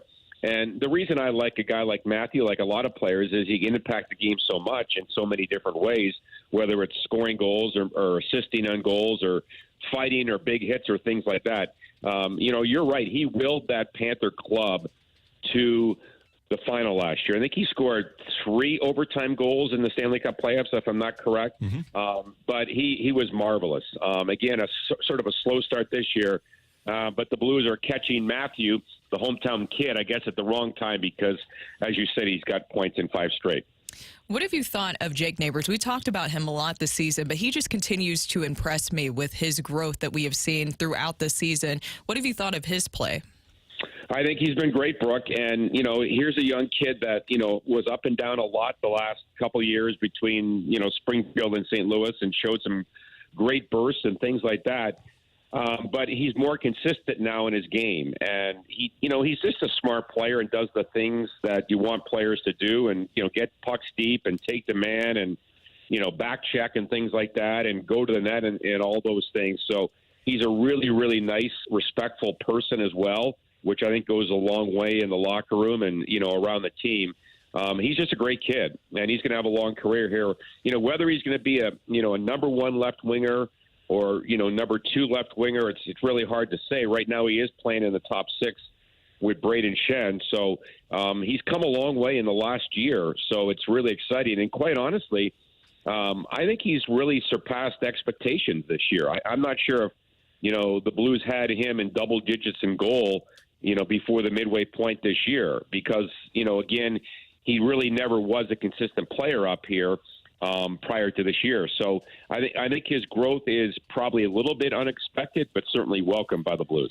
So Brayden Schenn, JK, no points in his last 12 games, but the shootout goal may get him going. No goals in his last 16. So is that something that you see going well for the captain, maybe to jumpstart his season? Dan, that's a good question. Obviously, you score a goal like that and the team wins the game and they get 2 points. It should go, a long ways for your confidence. But at the same time, it's a shootout goal, right? Exactly. It's a skills goal. It's not in 5-on-5 or 4-on-4 or whatever. So I'm going to talk to Brayden about that today because he is in the worst slump of his career. He's getting chances and his line is playing pretty well. But obviously the Blues need him scoring, and they need point production from Brayden Schenn. So, that's really a really good question to see if it will spark him. And I guess we'll find out on the ice tonight or, down the road. But, that was a big goal for the Blues, and obviously it got him 2 points. And Johnny, if he's not scoring, can you explain to a fan base or those that are the casual fan what he can do as a captain? So he's wearing the C, may not be putting up points, but what he does to try to enhance what the Blues can do by wearing the C. Well, Dan, I think the biggest thing the reason they chose Brayden for the captaincy is he leads by example. And, what he does off the ice in the locker room and things like that, we don't really know. But we do know that when he puts on that blue note, he leads by example every night. And to me, that's the best example of a captain. I go back to the days of, Brian Sutter when he was the captain of the Blues. I mean, that guy just laid it on the line every single night, like a lot of the Blues captains have done over the years. So I think that he was the right choice and is a perfect choice. But he kills penalties, plays power play, things like that, hits, fights. So he's leading by example, and I think that's the biggest thing you want from your captain. John, before we let you go, on Saturday night, the Blues will reach the midpoint of the season. It'll be game number 41. Man, it gets here in a hurry, doesn't it? It really does. It just seems like yesterday the Blues were in Dallas to open the season, and time flies.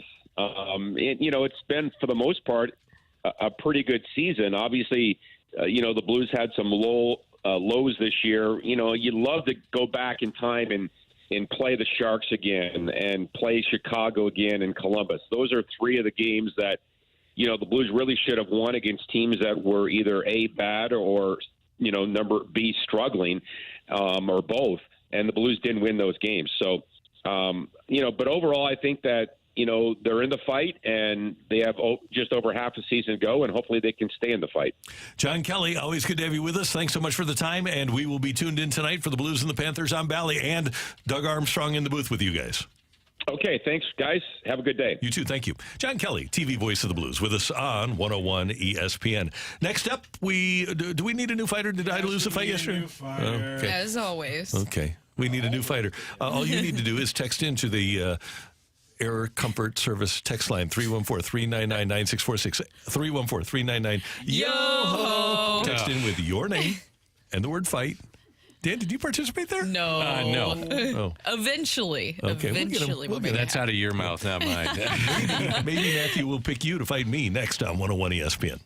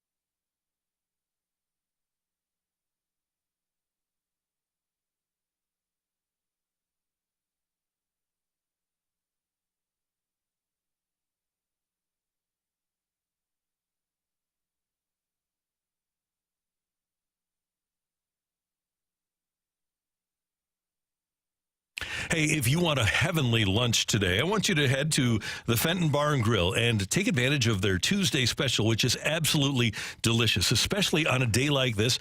Head to the Fenton Bar and Grill and enjoy their open-faced turkey sandwich on Texas toast. It's got tomatoes and bacon and cheese sauce and a side of tots, all for just $14.95. It is astonishing how great the food is at Fenton Bar and Grill. And in addition to the great food, you've got great people that are going to be serving you. Megan is going to be there. Kelly, Colleen, the whole gang is just so friendly, and you'll really enjoy being around them. And then the people that you're with at the Fenton Bar and Grill, they're talking sports. They're going to be talking about the Blues. They're going to be talking about Mizzou. They're going to be talking about college football. You're going to have a great time. And if you can't make it for lunch, how about their 6 for $6 happy hour, 7 days a week with 6 different appetizers for only $6 each. And if you want to throw a party there, it's a great place.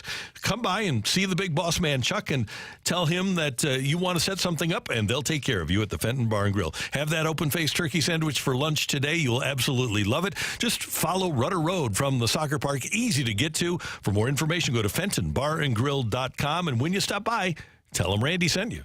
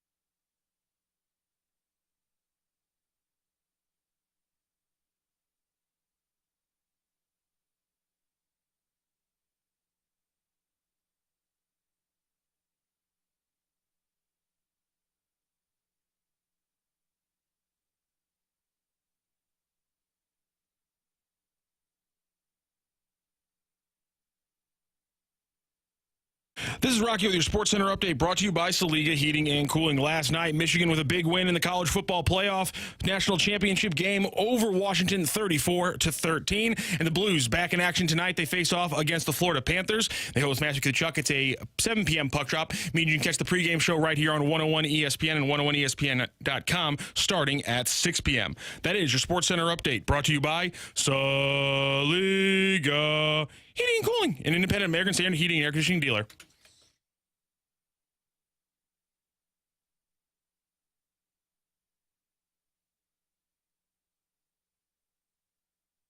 In the red corner, Average Joe Listener.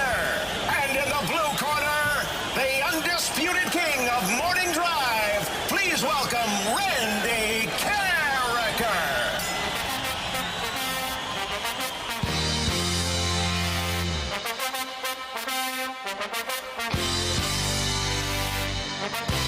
Good morning and welcome back to the opening drive. Randy Carricker, Brooke Grimsley here, alongside joining us now.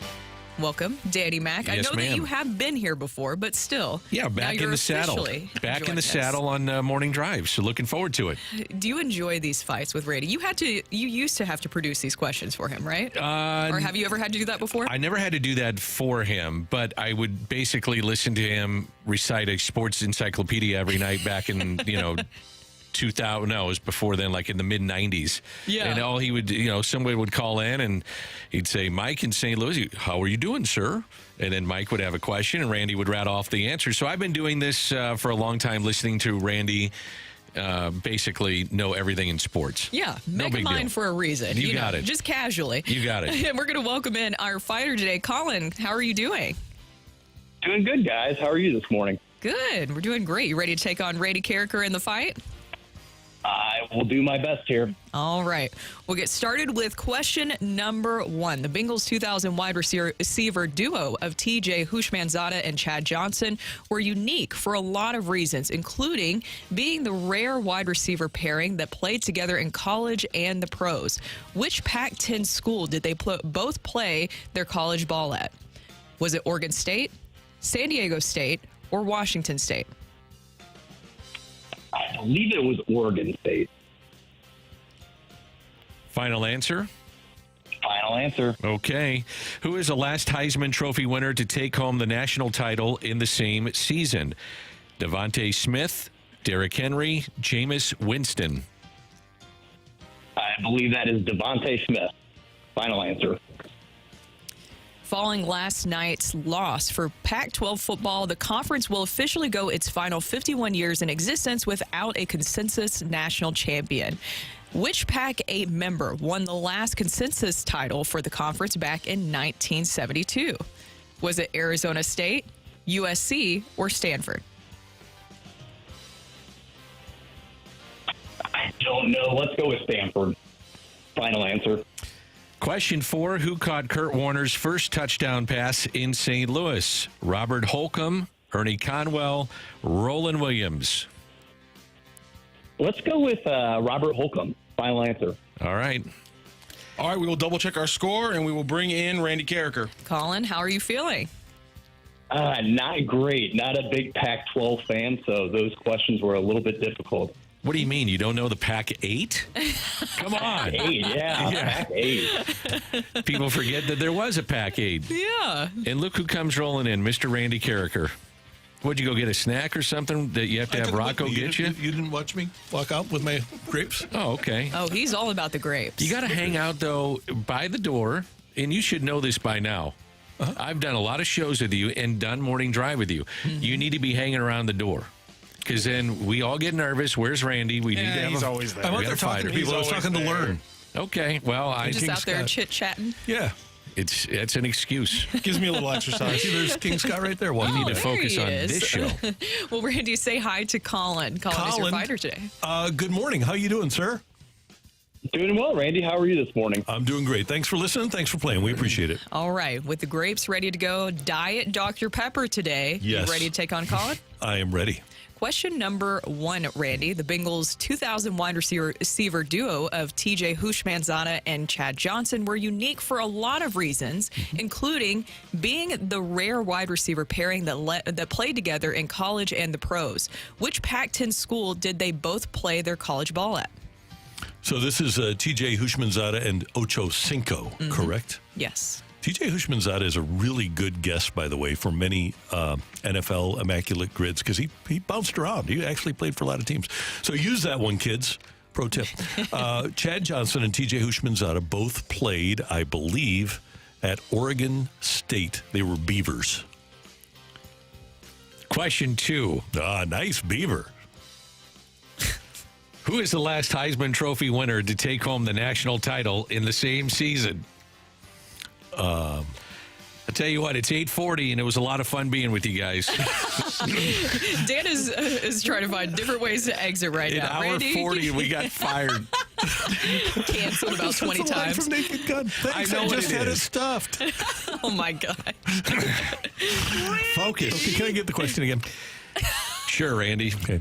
Who is the last Heisman Trophy winner to take home? What a transition. Okay. Who is the last Heisman Trophy winner to take home the national title in the same season? Okay. You may have thrown yourself off your own game. Yeah. Who would it have been? Tebow. Ingram. You know who I think might have? I'm going to go with just in case, I'm going to go with the lifeline here. And if I hear this name, I'm going to give it to you. Now I'm going to give you all 3, right? Yes. Devontae Smith, Derrick Henry, Jameis Winston. Oh, Jameis Winston. That would have been 13. I'm going to go with Derrick Henry. That's the name that popped into my mind. I'm going to go with Derrick Henry from Alabama. Question 3, please. Following last night's loss for Pac-12 football, the conference will officially go its final 51 years in existence without a consensus national champion. Really? Which Pac-8 member won the last consensus title for the conference back in 1972?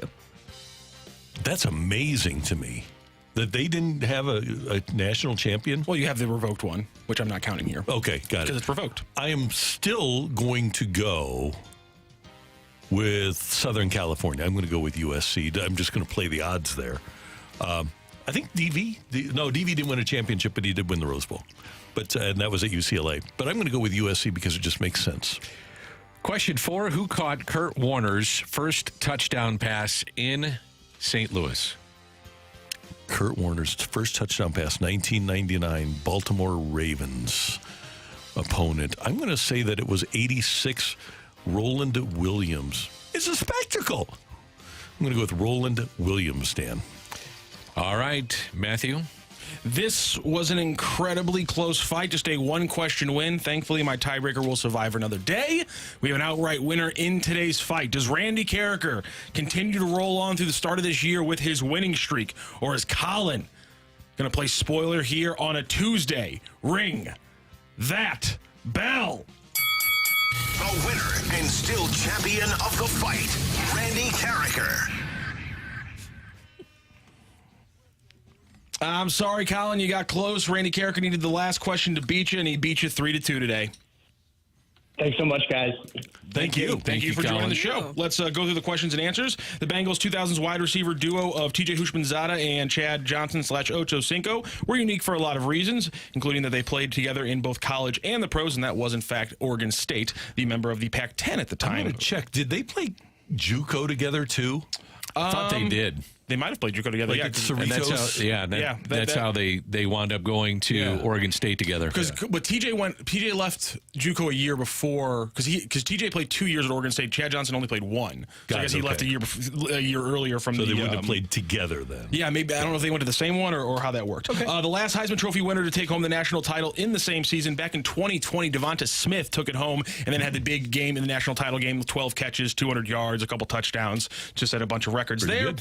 Following Following last night's loss for Washington, the conference will go its final 51 years in existence without an unrevoked consensus national champion. They claim 14 national titles between 1972 and 2011. The only one where there's no other person in the poll at number one with them or that has been revoked by the NCAA was the 1972 title. They went 12-0 and took that one home without any questions or things around it. What a program. What a program. And who caught Kurt Warner's first touchdown pass in St. Louis? It was, in fact, the name you would not expect, number 86, Roland Williams, and that is the winning question for Randy Carricker. A 3-2 win today in the fight. Colin, thank you so much for joining the fight and joining the show today. Thanks, guys. Thanks, Colin. So, Brooke, when your Tennessee Titans beat the Rams down in Tennessee during the 1999 season, Roland Williams took a couple of holding penalties early on, and Dick Vermeil went to him and said, "I can't play you in a big game." Poor Roland Williams. What happened to Ernie Conwell? What's he doing now? He lives in Nashville, and I believe he's a pastor. That's what I thought. Really? Yeah. Mm-hmm. Thought he was in both. Yeah. Oh, I didn't know that. Yeah. Yep. Mark Bulger lives in Nashville, too. Good dudes. Mm-hmm. Really good guys. Yeah. Nashville. In fact, when you are down there the next time, we need to get you down to Mark's. He's got a curling facility. It's like curling in a bar. It's amazing. And Mark Bulger owns it. He wanted to be on the U.S. Olympic curling team, so he opened a curling facility down in Nashville. In Nashville? Yeah. I can tell you what it's called. Maybe you've heard of it. Hold on. Let's do the Google machine Music here. City Curling? And some of those guys did bobsledding. They went from football Herschel to Walker. Yep, Herschel Walker was one of them for sure. Curling, I didn't expect that. Yeah, I didn't expect the curling. So Bullock, Jared Allen, Mark, and another former member of the Titans got together, and they didn't have anything going on. They've got all this money, and they decided, let's do something that's different, try to make the Olympics. So they decided on curling. Well, if you got a broom, you're in. Yeah. Well, you need the other. What's the other thing besides the broom? Oh, gosh. Like a shuffleboard. The stone? Looks stone, yeah. Yeah, you need the curling stone. What do you push the stone with, though, besides a broom?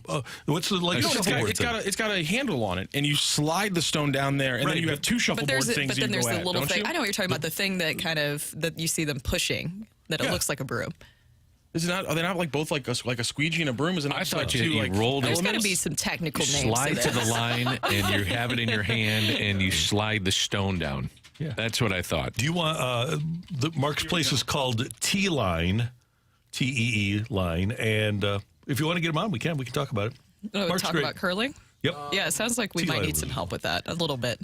Sure, we can do that. It's called a curling broom, or quote unquote a blackjack. Okay. Is the colloquial term they use in the sport for it. So now you know via radio. I didn't know that. Interesting. All right, coming up here on 101 ESPN, there are 5 NFL teams at the moment looking for new head coaches. Where do they go from here? That's next on 101 ESPN.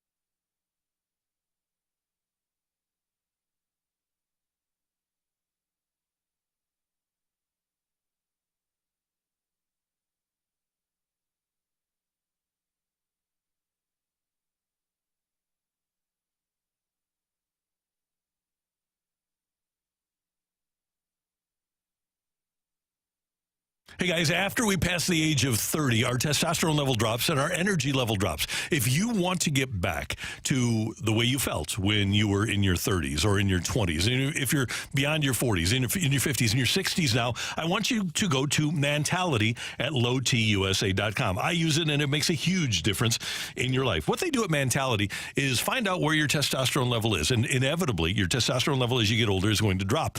They have an FDA-approved testosterone treatment that is going to restore your testosterone level back to where it was and restore your energy to where it was when you were younger. So it's easier to get through a workout. It's easier to stay up and coach your kids when they have games or practices at night. It's easier to go through your life and not doze off all weekend long. It is a major difference for you when you utilize Mentality at lowtusa.com. They're going to work with your insurance company to make sure that your out-of-pocket expenses are as low as possible, and you'll start to feel great again. Go to one of their facilities in Chesterfield and South County. Make your appointment now at lowtusa.com.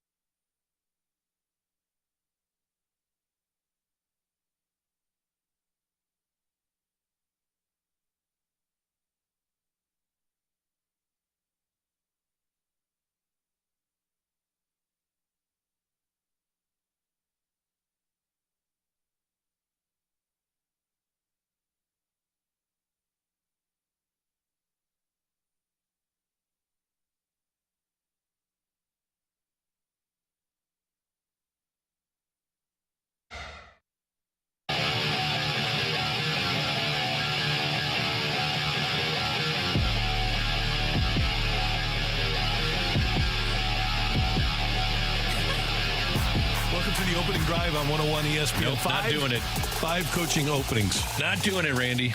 Dan, you told me some news that I was not aware of. Sports news that I wasn't aware of. Oscar Pistorius is out now and trying to move on. Yeah, he's going to bounce out of there. Oh, and you tried to. He wanted me to fist bump him. I'm not doing it. Telling all his cellmates, Oscar Pistorius says, "I'm going to bounce." He did. So you know who his favorite all time.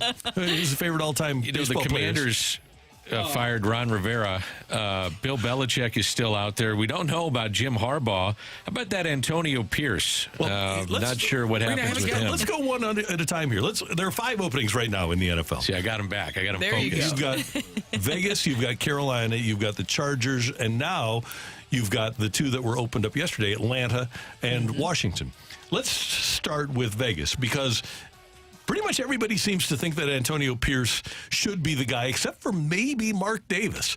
But I saw enough of the Raiders down the stretch that I think they should be a team that is coached by Antonio Pierce. It makes a lot of sense to me. The way that the players have really gravitated towards him, I think that that's something that if I'm Mark Davis that I would pay attention to. They seem to really like him, and this would be a huge opportunity for him. Now, I did find it interesting amongst the reports yesterday about these positions and openings and who's going to go where, that there were reports that Bill Belichick would be reportedly interested in the job with the Raiders. That would shock me. Although he was buddies with Al Davis. I don't know why coaches want to work for Mark Davis. Well, the other thing is, how much is the appetite there for Mark Davis to spend and be paying 3 coaches? Yeah. I don't think he wants to do that. Yeah, $100 million to Gruden, roughly. And then McDaniel's making huge money. Antonio Pierce is not going to break the bank there. Now, Mark Davis says he doesn't care about how much money he spends. He just wants to win. But his best chance to win might be with Antonio Pierce. I look at these coaches and I look at the openings and then I just say, okay, who's got a franchise QB that I can work with if I'm that coach? Takes 2 to tango. That's why I think Harbaugh makes the most sense with the Chargers. San Diego. That's where I think too. Yeah. I think that would be the best position. If he, after everything that we talked about that happened with Michigan, and he has this pick of where he can go, you're looking at the Chargers. That makes a lot of sense for anybody. But do you think that's also appealing for I mean, Bill Belichick. When you hear franchise quarterback and the fact that he could come in, try to really reestablish himself. And it would make the most sense because they've got the franchise quarterback. But Belichick grew up in Annapolis, Maryland, an hour away from the Commanders' facility. He apparently, by all accounts, loves that area. They don't have the quarterback, but Josh Harris is willing to pay him and give him the control that he desires. I don't know if the Spanos family wants to give up total control, and Belichick wants total control. Now, the Spanos family would have to do that for Harbaugh, too, by the way. Because yesterday he said that he was willing to kind of move a little bit out of player personnel, which would open, I would think, more doors for him leaving New England if that's what he wants to do. He might know that regardless of what is said in New England, that he's going to be in charge. So he can say, well, I'll let somebody else run personnel, but then behind the scenes, he's going to be the guy anyway. So since Tom Brady left, they did not have a first-round pick in 2020, so he's kind of running their drafts. In 2021, it was Mac Jones. 22, they had Cole Strange. Yikes. Did start every game as a rookie, but he's an offensive guard. And then this last year was Christian Gonzalez. He was the defensive rookie of the month in September, but got hurt and didn't play all that much. So their drafts haven't been all that great. And the big one is the quarterback. He's failed on the quarterbacks. So we're doing our magic here. We've got Pierce with the Raiders. Do we have Harbaugh with the Chargers? Is that fair? That's where I'm going. I think that's fair. Yes. Okay. The Panthers last year wanted to hire Ben Johnson, the Lions offensive coordinator, as their head coach, and didn't because he took his name out of consideration.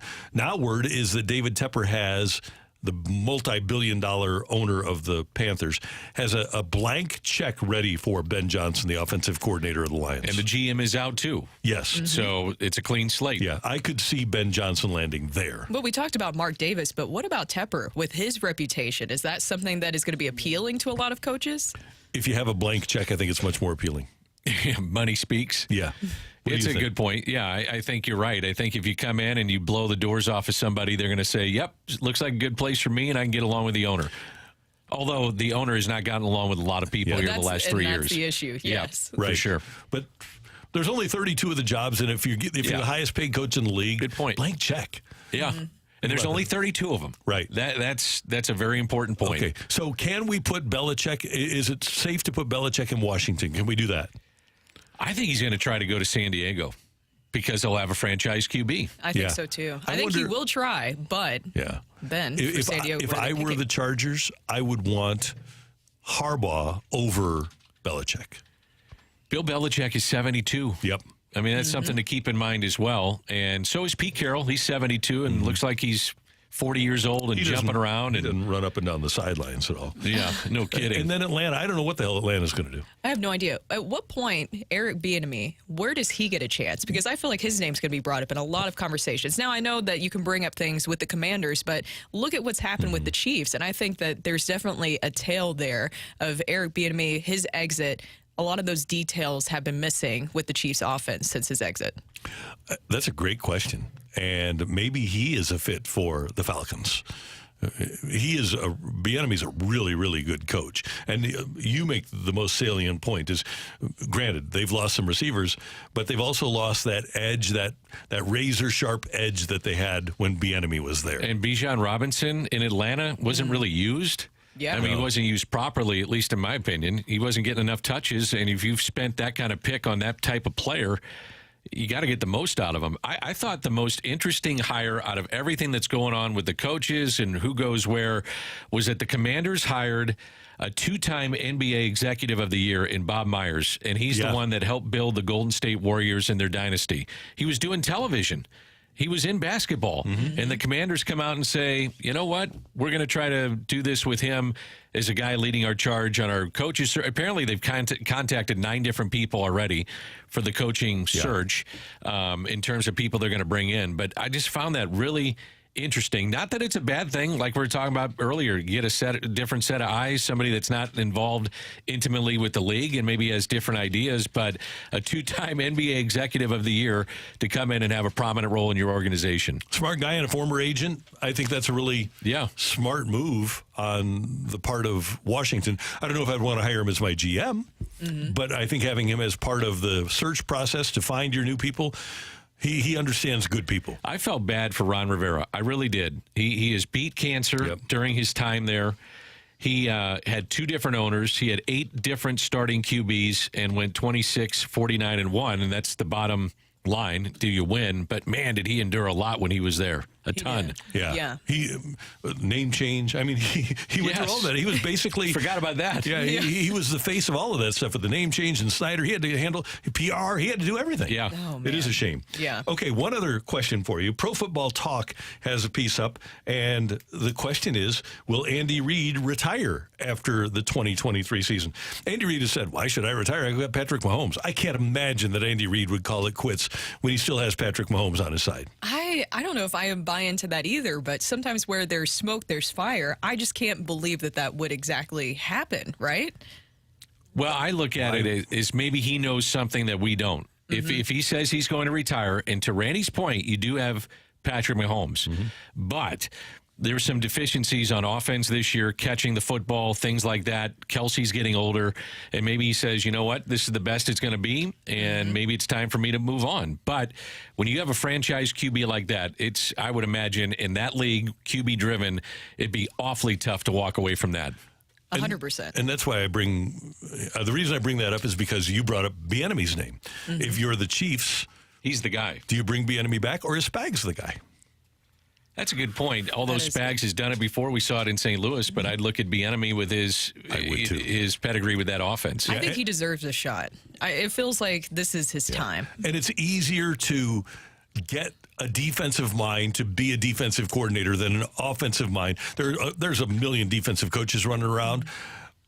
Now, it really doesn't matter when you're a head coach, but it's hard to find good offensive minds, and Eric Bieniemy is one. So I think if the Chiefs do have that opening, it'd be smarter to try to find the head coach with the offensive pedigree rather than try to find one to be a coordinator, even though that guy would have Mahomes and have entree into his head coaching job, that offensive coordinator would. Yeah. So Matt Nagy, that's the one I was thinking about right there. Let him have another shot at it. It'll be a fun off season, and I would think that Belichick will be gone. I would think that we will wind up with 6 openings. And I didn't even get to talk about it, but because we're running out of time here. But everything that's going on, if you guys have followed with Tennessee, the Titans, and possibly Vrabel going to the Patriots, there's a lot that's going on there. Supposedly reports that Vrabel, he wants to have somebody kind of overseeing him and Rand, but then there's other reports that he doesn't want that. It just feels like there's something brewing there with the Titans and possibly him leaving to the Patriots. If you're Robert Kraft, though, do you want to get away from the Bill Belichick era tree coaches, players that are now in coaching, and just say, we want a clean slate. We're going to try something new? I think you'd like that. It really worked well, but do you want to just get away from that? Yeah, we keep hearing the names of Vrabel and Jared Mayo, though, as their next head coach. Nobody's like Bill. Nobody's like BB. I think if I were the owner, though, I would want my team back. Yeah, right. Would it be cautionary tale, though, after what you've seen with some of the coaches that have been a part of that tree that have not had success, and say, you know what, maybe there's a pattern here? All of them. Yes. Nobody has been a Super Bowl winner, and most of them have been abysmal failures. Bill O'Brien was okay. Most of them have been really bad failures, though. Bill O'Brien had to go to Penn State and then went back into the league, went down to Texas, then came back, was a coordinator. Said that certain guys shouldn't be QBs. Yep. How about that one? Yeah. Not great. Vrabel 13-21 over his last few seasons. Yeah, ouch. Yeah.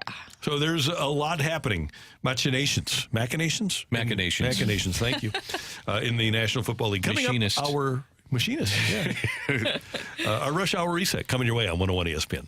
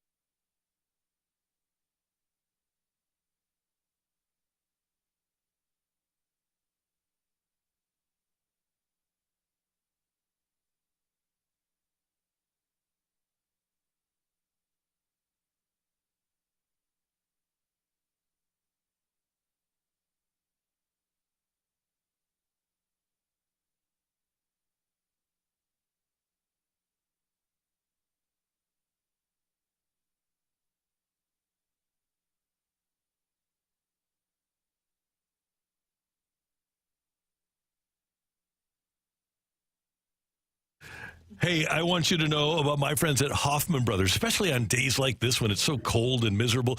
You don't want your house to be cold. And if the second floor of your house is cold, you need to get in touch with Hoffman Brothers at hoffmanbros.com. Because here's the thing. If your entire second floor isn't properly getting airflow, call Hoffman Brothers, and they're your Mitsubishi Electric Heating and Cooling dealer, and they'll come out and take a look and see what solutions are available to help better distribute heat to that second floor. Second floor is generally where the bedroom is, and you don't want that to be freezing when you wake up in the morning. And here's another reason to call or get in touch with Hoffman Brothers, because you need that furnace maintenance done. There are a lot of things that can go wrong with the furnace, and what we'll do with Hoffman Brothers is come out, they'll take a look at your furnace, make sure that it's good to go for the rest of the winter. They'll make sure it's perfectly clean and safe. And there are a lot of safety issues that come with a furnace, like carbon monoxide and gas leaks, by not properly getting the system maintained. So you want to do that. Get it maintained and make sure your house is as efficiently heated as it can possibly be with Hoffman Brothers. Learn more about this Mitsubishi Electric Heating and Air Conditioning dealer at Hoffman Bros, HOFFMANN, hoffmanbros.com.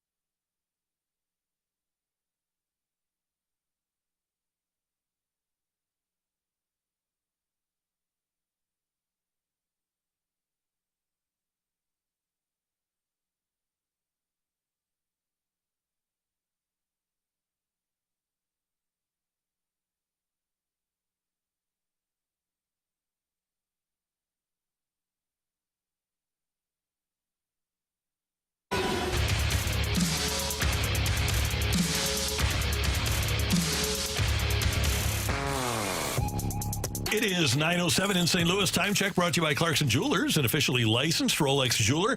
We have Blues hockey tonight, 6 o'clock pregame, 7 o'clock faceoff here on 101 ESPN. Matthew Tkachuk and the Panthers are in town, so you want to check that out, and we'll have it here with Curbs and Joey here on 101 ESPN. Hashtag LGB. Oh, yes. And Torpchenko. And Torpchenko? Yeah. Okay. Yeah.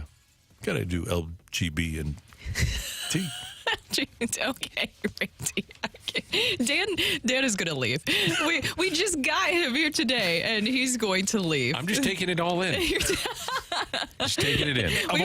We've been canceled about 20 times already this morning. Of all of them, that's the fairest one to leave on. Yeah, we understand. Just taking it all in. I'm gonna learn from you, Dan, and try to change the subject quickly. By the way, the Panthers coming into this one are doing really, really well. 7-game win streak, and also their first 3 games of their road trip that they are currently on, they have won their games by a combined score of 16-6. Oh. Okay. So this is a very powerful team that the Blues are going to be facing. But I did think that it was encouraging, and John Kelly pointed this out.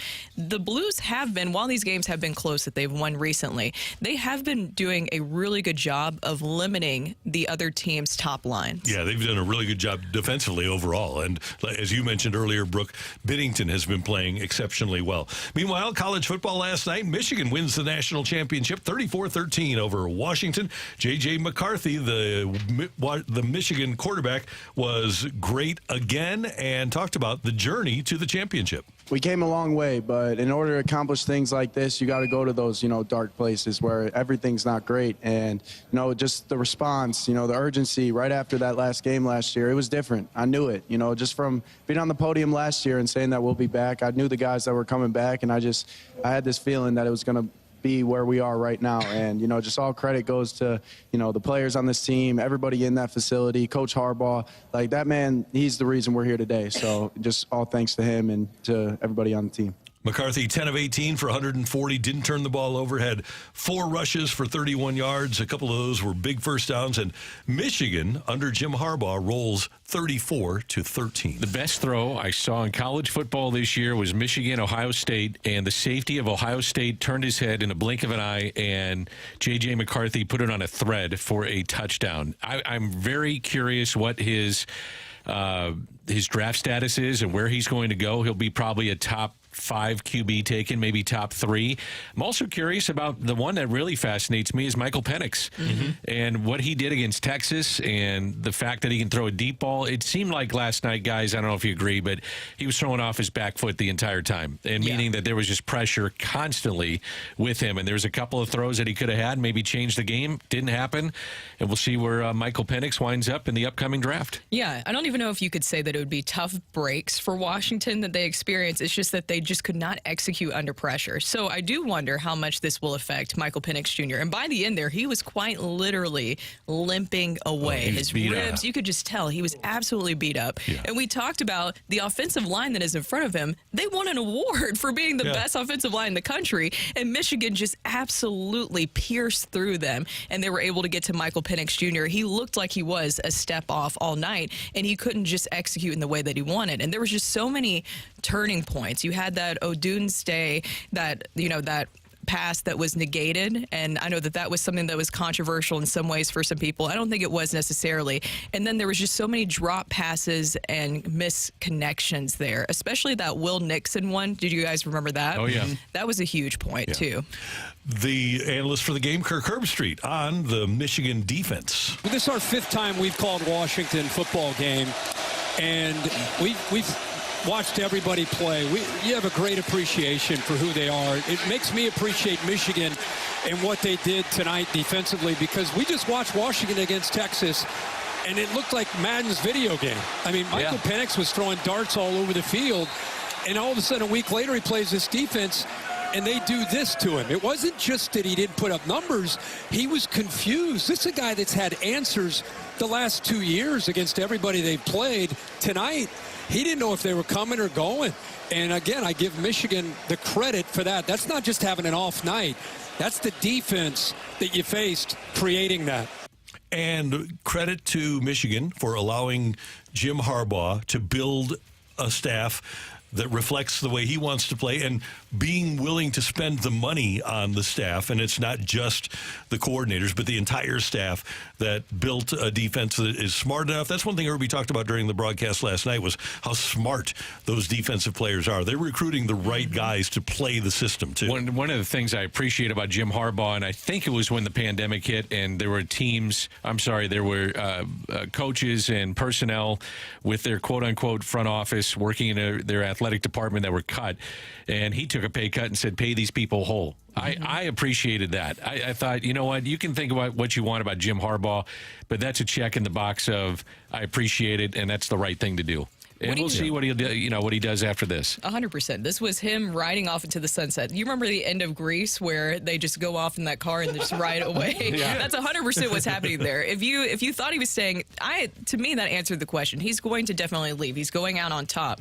But a lot of people, of course, and we got in the text line earlier, bringing up the whole sign stealing scandal. Does that just put a damper on everything that's happened with Michigan this season, or do you look past it? I think as time gets away from this, that we won't think much about it.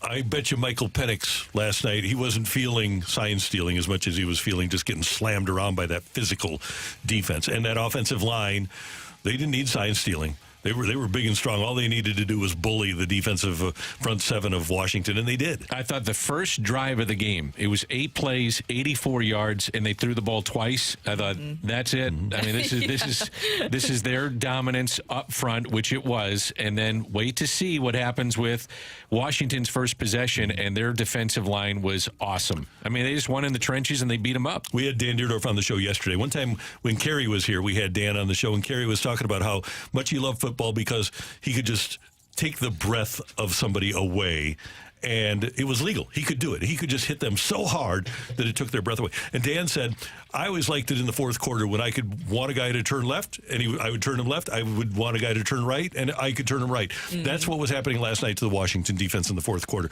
You could literally watch their offense, the Michigan offensive linemen, turning guys the direction they wanted them to go. So what do you think Conrad Dobler would have done?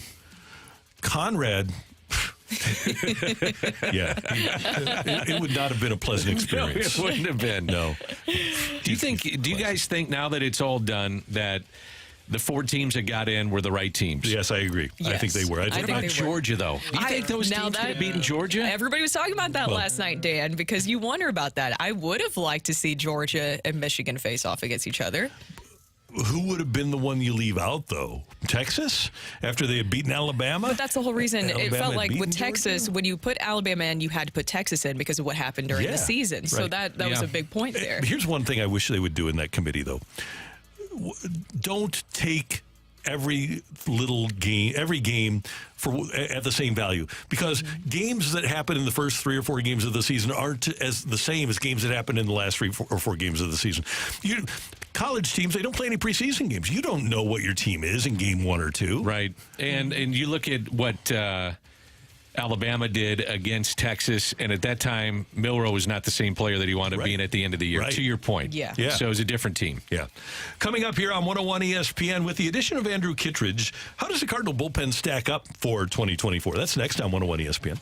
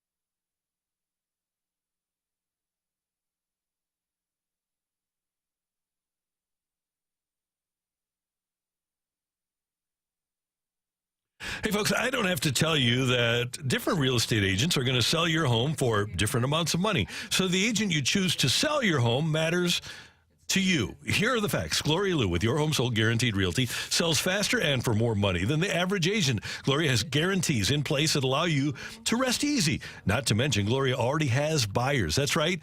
She has buyers in place to guarantee the sale of your home in writing. Gloria has over 20 years of buyers in that exclusive database looking to buy in your neighborhood and in your price range, and she's going to sell for more and faster when compared to your average agent. Gloria isn't your average agent, of course. She's St. Louis local real estate authority with 20 years of experience, hundreds of homes sold in just the past 12 months alone, and she's the only agent I'd trust to sell my home. Call Gloria Lou at 314-325-6888, 314-325-6888. Gloria Lou from Your Home Sold Guaranteed Realty. She does amazing work for everybody selling their homes in the St. Louis area, and she is the best there is. Go to GloriaHasTheBuyers.com. That's GloriaHasTheBuyers.com.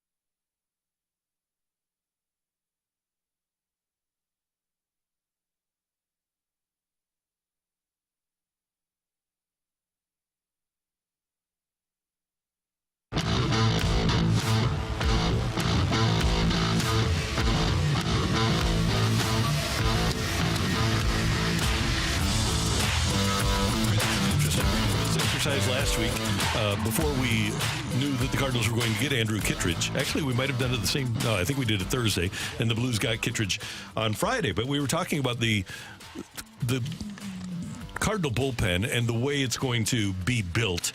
And one of the things that they had trouble with last year, and one of the things that really good franchises do, we always hear about how you can't really have a 26-man roster. You have to have a 36-man roster, 36 people at least capable of playing and performing well at the big league level. And the Cardinals were kind of boxed in because they had so many players that were out of options, so many relief pitchers, that they couldn't send people down. And if somebody gave you, two pitchers gave you 4 2/3 innings of work on a particular night, you couldn't send them down and bring up a couple of guys from Memphis.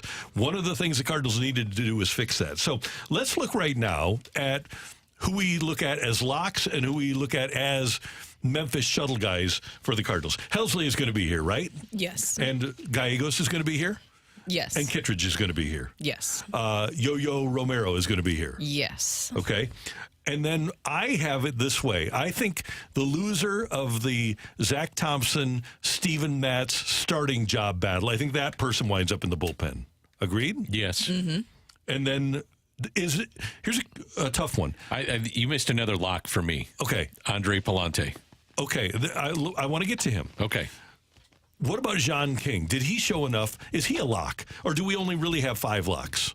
I've got 5, and Okay. I've got Robertson, Liberatore, Fernandez, King, Wilking, Rodriguez, if you want to throw him in there as the Rule 5 guy. Mm-hmm. You know, those are maybes right now for this team. And that's so what I'm looking at, and I'm going to put John King in there.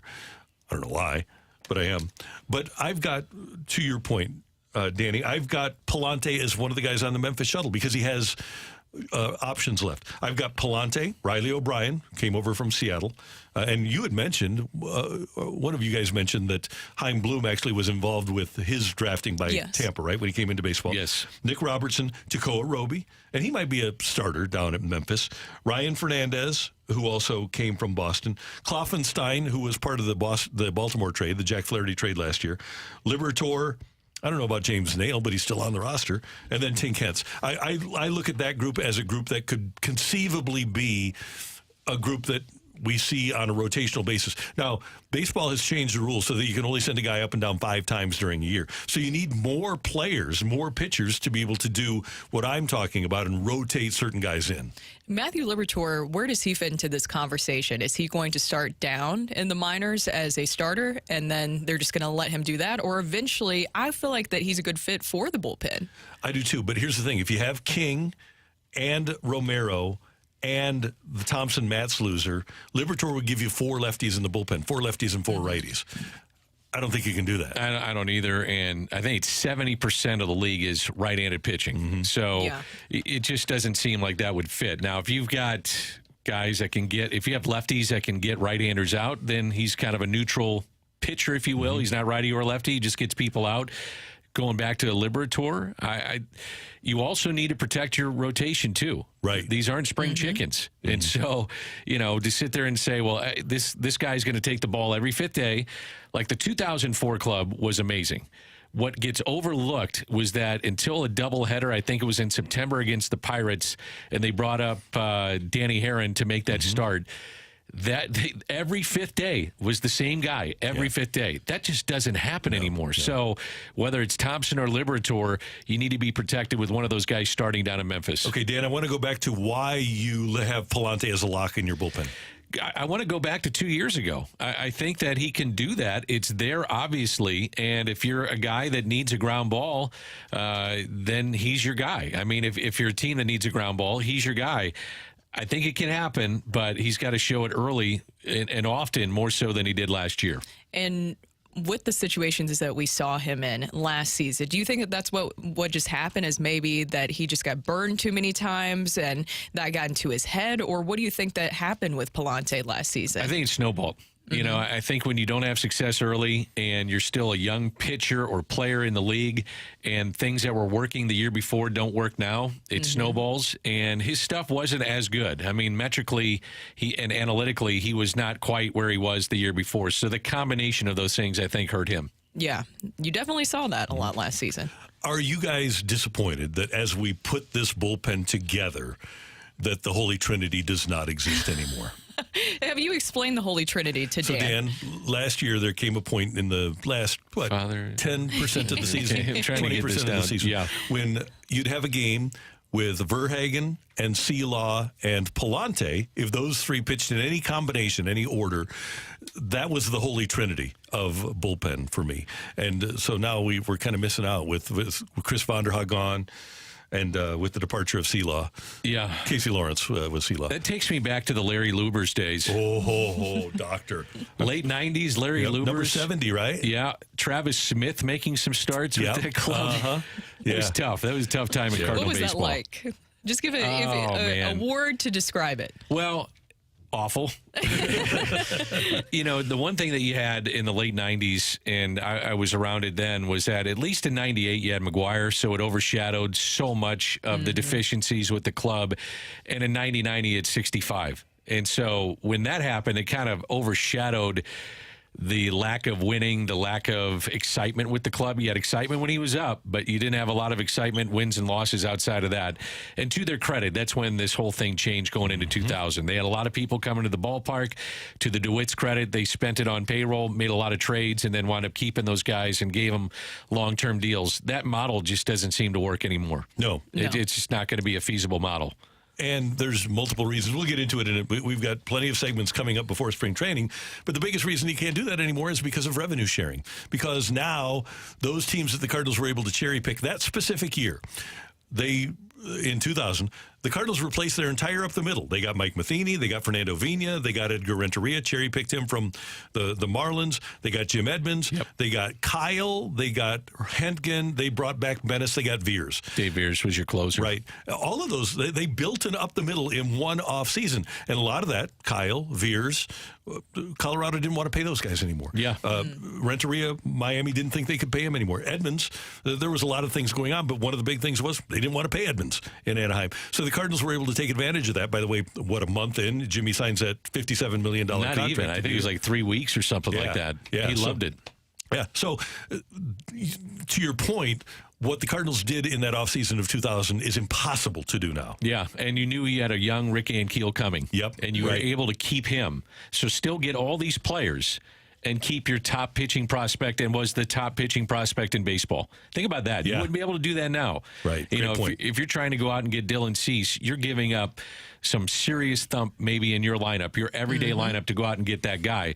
And the Cardinals, in my opinion, aren't going to give up Nolan Gorman. They love Brendan Donovan. There's other players that they think can contribute this year. It doesn't look like they'd want to part ways with Lars Nootbaar. So with what you have right now, with this team currently constructed, it's probably the team you're going to go into with spring training and maybe opening day. Coming up here on 101 ESPN, Bill DeWitt III being very honest with the fan base. Do you like it? That's coming your way on 101 ESPN.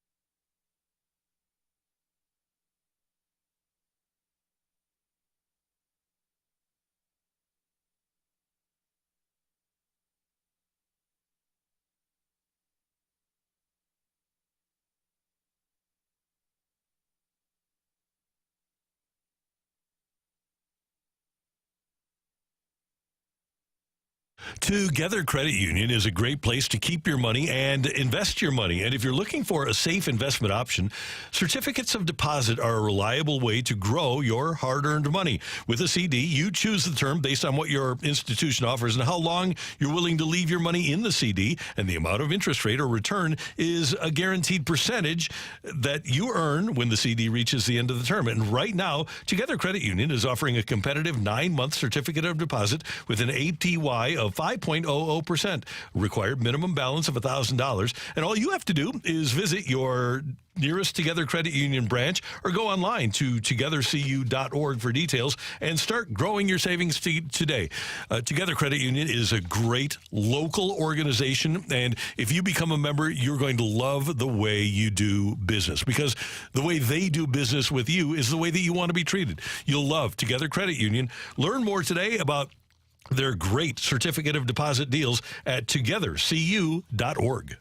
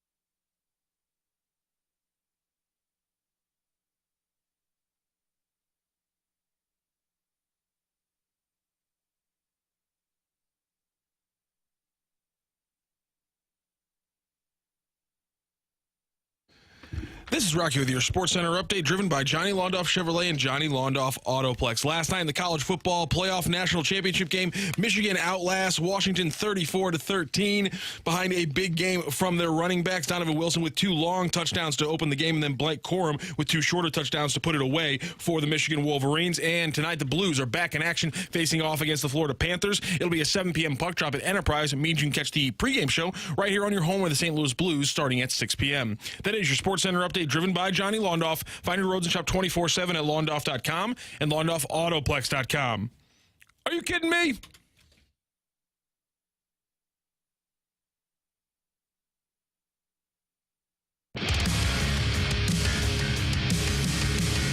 Okay, so if you're watching on our Air Alliance team studio cam, you saw Matthew Rocc fiddling with his headphone there during his break. What was going on there? Oh no! So my headphones have this weird thing where like they weren't that expensive, but they weren't that cheap either. But there's this thing where like they work perfectly fine, but like it kind of falls out of the hinge. It kind of falls out of the hinge. Oh, got it. Okay. And so then it just like sits like this on the side of my head, and it's very annoying, and it makes it really hard to do my job. So I'd rather try to do my job with like my hand in my ear than sit here with bad headphones. Understood. It's old Jack Buck.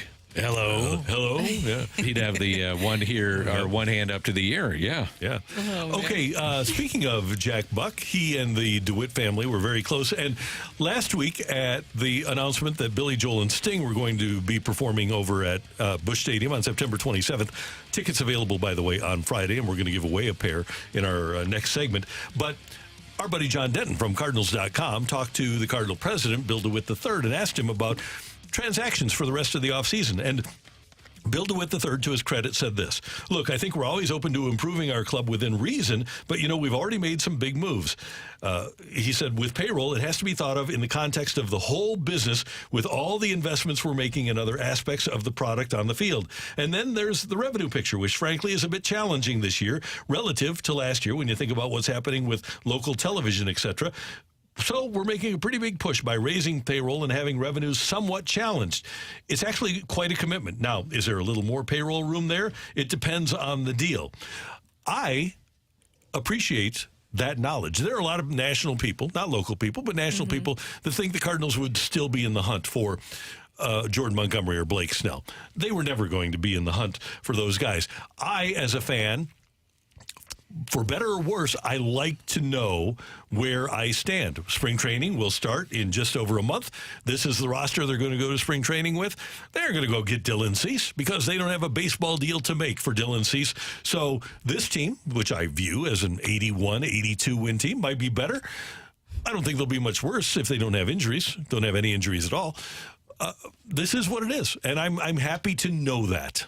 That it's being honest and truthful. Yeah. And just being realistic with their approach. And look, we keep talking about everything that is going on with Bally's, and that is a big, important story because it's not affecting just the Cardinals. It's affecting all of baseball right now. The Cardinals aren't the only ones that are thinking about this with their current transactions. Mm-hmm. Now, I know you look at the Dodgers, and they're playing with monopoly money, and it's very easy to get jealous of that, but that also doesn't guarantee championships. And when you look at the approach, I understand the whole thought process of that there's so much uncertainty right now with what is going on, and we're seeing a major change when it comes to Bally's and how people view sports in general, where that definitely factors into your decision. You want to see how this all plays out, and the Cardinals aren't the only team that is making decisions based off of that. Yeah, I mean, when you look at the payroll, and I'll just say this very, very quickly again, I know Randy, you wanted to jump in, but 26-man roster is $173 million. The 40-man competitive balance roster or competitive balance is $205 million,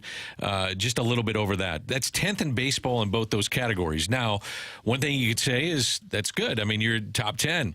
The other part of it is there's a lot of guys still out there, and teams haven't spent maybe the allocated funds that they have. So it's a little bit of a state of flux. We'll see. The Cubs certainly haven't spent what they are going to spend ultimately. But Bill DeWitt III easily could have just said to John Denton, is there a little more payroll room there? It depends on the deal. If he starts and ends there, he could give people false hope. Why give people false hope? Why not just tell it like it is? And I appreciate the fact that he does. Now, that's the question. Would you rather be told the truth that, hey, we've spent what we're going to spend, and this is it? Or would you rather have the false hope that if a deal shows up, yeah, we've got a little payroll room there that we could make it a big deal? I would rather have the truth rather than just giving me false hopes, because then if you're just going to sell me false hopes, then how am I going to believe anything else moving forward?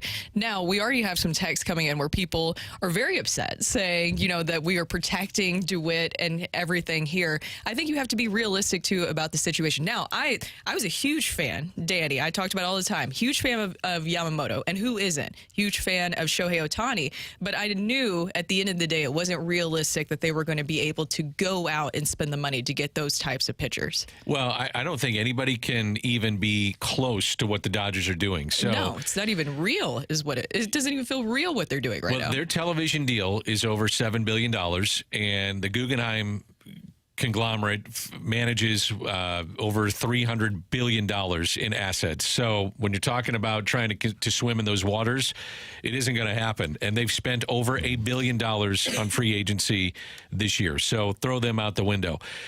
Here's the real fact of it is that the TV portion of this is legitimate. And it's not just legitimate for the Cardinals. It's legitimate for those that are involved with Bally's. Mm-hmm. And, you want the guaranteed money. And if you don't have it's just like any business. If you don't have that guaranteed money coming in, that's a problem. I mean, you're trying to formulate a business plan moving forward, not only for this year, but for next year and the following year and so on and so forth. And if you don't know that money's coming in, that is a problem when it's a huge chunk of what you expect. Now, the other part of this where it gets a little tricky is that the Cardinals have been a team that draws over 3 million fans. Butts in the seats is important. So how do you get butts in the seats? You win. You got to win. So and you got to get people into Ballpark Village too. And how do you win? You spend money and you bring in players. So it's kind of a double-edged sword with this. Now we get a text from our friend Big Al who says DeWallet is worth $6 billion off our backs. Well, here's the thing. He was worth multi-billion dollars before he ever bought the Cardinals. But they run a business, and they're running it like a business. They aren't running it like Peter Seidler ran the Padres, where he had to get a $50 million loan last year.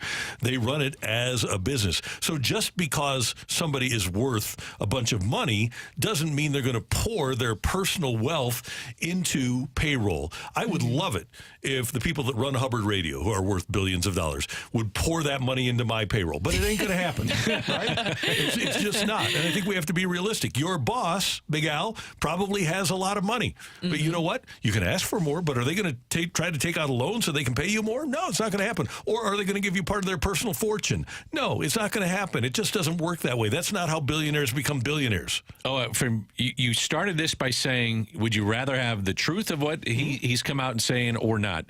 As a fan of baseball, I would love it if they said, yeah, we're wide open. We're wide open to try blank to add checks. Yeah, this guy, that guy, and this guy. It's just not going to happen. You have to be fiscally responsible, and I think they have been. And Randy, you said it best. It's a business, and they're running it like a business. That's the way it works. And how many teams also looked around at what the Diamondbacks did? Because somebody also pointed out, Randy, your little backhanded compliment that you had there. I don't know if it was a backhanded compliment where you said, to sum up what he said, I totally respect the Cardinals admitting that they're going to have a 500 record. And here's the thing, though. It worked out for the Diamondbacks. You think how many teams looked at that and how they were able to handle their payroll and say, I want that. I don't want to have to go through what the Rangers went through all last season and the prior off seasons before. That is 100% correct. That being said, the Cardinals won 71 games last year. Did what they did during the offseason and what else has happened in the National League get them to a point where they're going to win 20 more games? Maybe they win 10 more. Maybe they win 12 more. Maybe they're an 83-win team. I don't think that they're substantially better. A team that was 10th in the National League in runs scored, 19th in the majors in runs scored. A team that had 28 blown saves. 20 of those blown saves are still on the roster. And a team that needed starting pitching and hired three people that are 34, 35, 36 years old. Those Lynn, Gibson, and Gray. I just don't see that as a substantial enough upgrade to believe that they're going to be a 92, 93, 94 win team. Who's going to beat them in the Central? We don't know what the Cubs are right now. Yeah. And we don't know what the Brewers are. But we do know that the Brewers don't have a huge part of their rotation, right? Because Peralta's still hurt. Woodruff is gone. Corbin Burns may or may not be gone. They're going to start a rookie, Churio. We don't know what the Brewers are. Pirates aren't going to be as good as the Cardinals, and I have no idea about the Reds. Dan, do you know how the Reds were good last year? I look at all the peripheral pitching numbers. Helped, Yeah. but young athletes helped too. I thought their position players and the young exuberance that they brought to that team was something that can't be looked at on a piece of paper. And they added Nick Martinez, and they added another starting pitcher. Yeah. Just last week. It's going to drive me crazy. Yeah, I'll find it. But anyway, why do you do this to me, Randy? I couldn't figure it out either. But they've added two starting pitchers. They had good performances from young starting pitchers last year, and then De La Cruz changed their dynamic. Mm-hmm. So maybe they'll be good. I'm not positive, but we'll see if they are. Anyway. We've got tickets to give away here. And we'll tell you who that other starting... Was it a left-hander? Let's see. Frankie Montas. That's it, Frankie Montas. Yes. They're hoping for a bounce-back year with him. Yep, that's who it was. So there you have it. Cardinals, at the very least... You never criticize anybody for being honest with you. I don't think they're done. I really don't. I think they look at this team now. What does that mean? I'm not saying that they're going to go out and make a huge splash, but I think if they can trade X for X, then something like that could happen. And it's going to be a pitcher. They're going to bring in more pitching. And like you said, you can never have enough, but they also need to hedge their bets with guys that are older in their rotation and see what they have with what we already went through and broke down their bullpen too. And if they're a number one, if they get a number one pitcher, if they get a legit ace. Sonny Gray. A legit ace the team didn't go 14 and 18 in his starts last year. Run support has a thing to do with that too, though. Yeah, it does. And the Cardinals were not as good at scoring runs as the Twins were, unfortunately. This is where you get so upset. Yeah, it's he's a nice number two. But is that win day? Is that does Sonny Gray during his career? Have you ever thought of that as for his team win day for that team? Like you thought Chris Carpenter for the Cardinals when he was here. He played with the Yankees, but prior to that, I hadn't looked at him as being a number one, but after last year, I look at him as being like a 1A. You know, a 1A would work for me. Those guys like Chris Carpenter, though, aren't falling off trees. And Chris Carpenter would go 8 or 9 innings. Last year, the Cardinals had 29 times where a pitcher threw 100 or more innings. That's it. 29 times. Pitches, I'm sorry, pitches. Yeah. And that is where it's going in baseball. I just always felt like looking at this team, and I know we need to go to a break, so don't look at me like that. We had 41 leads lost. You had 28 blown saves. Starters not going deep. The bullpen was 24th in ERA, 29th in strikeout percentage. So when I look at that, I always felt like, number one, while innings are great in your rotation, you better fix this bullpen because the way the game is played, it just doesn't have starters go deep. We're going to give you some Billy Joel tickets next on 101 ESPN.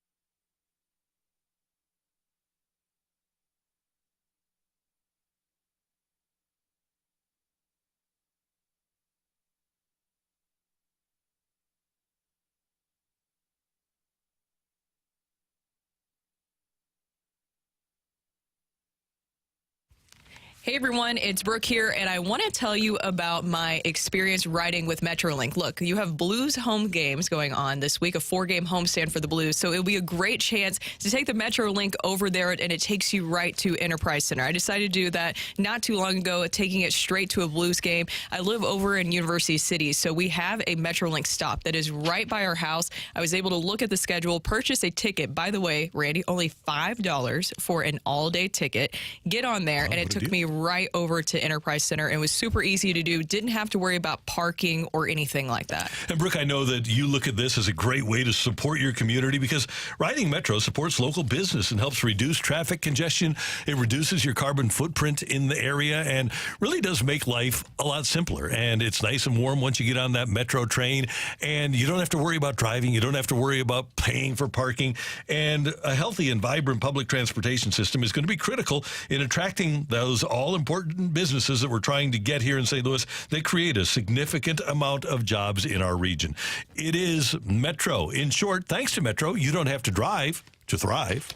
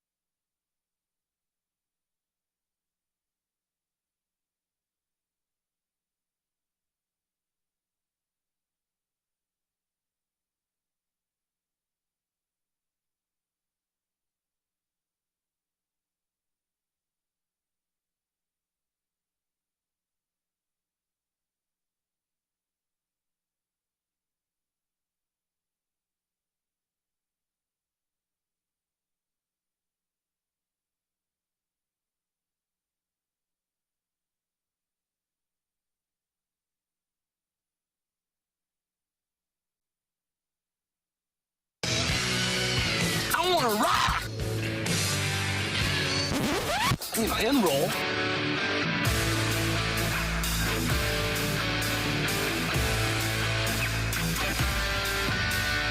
Let's rock. Let's rock today.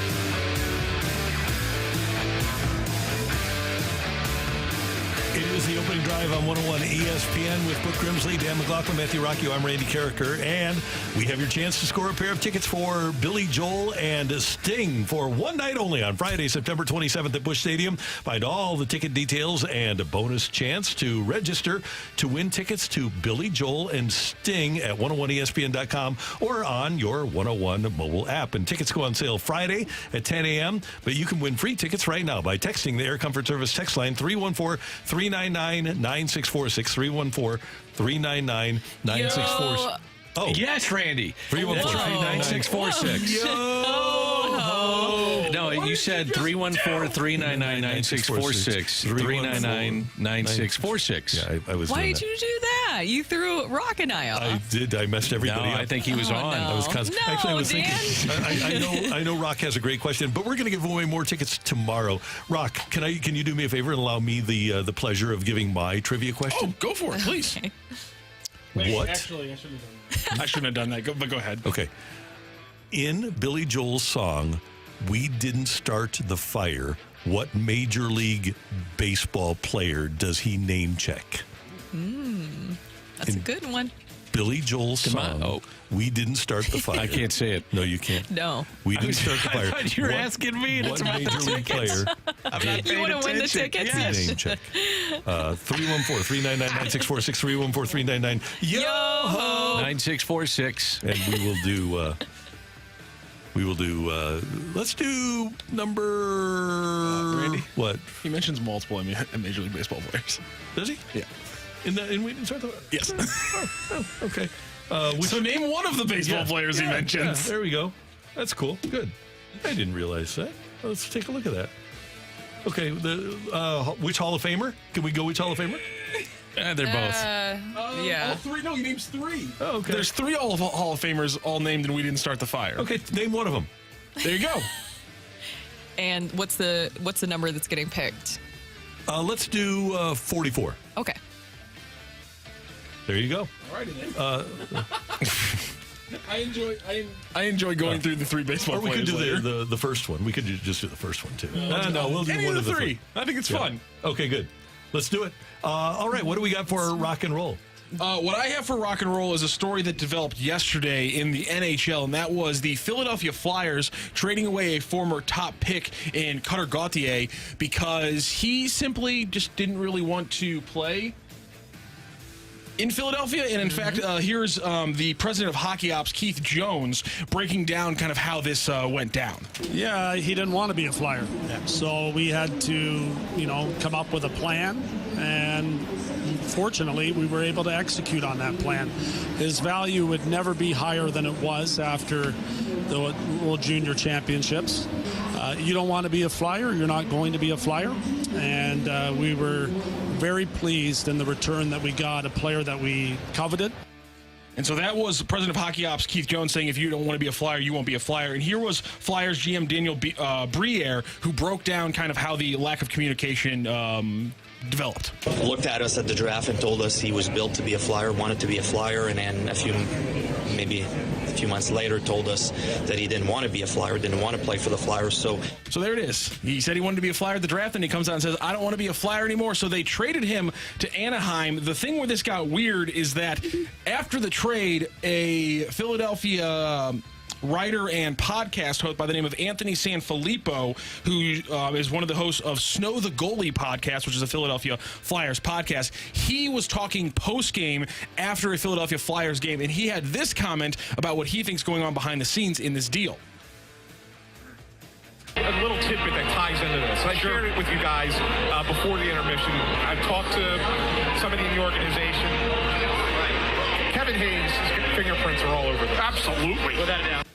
Kevin Hayes being the Blues forward who used to play for the Philadelphia Flyers. He was then contacted by Paul Bissonnette, who hosts Spittin' Chicklets, and Hayes pretty much told him, I have no idea what this guy's talking about. And then he called him a clown on social media.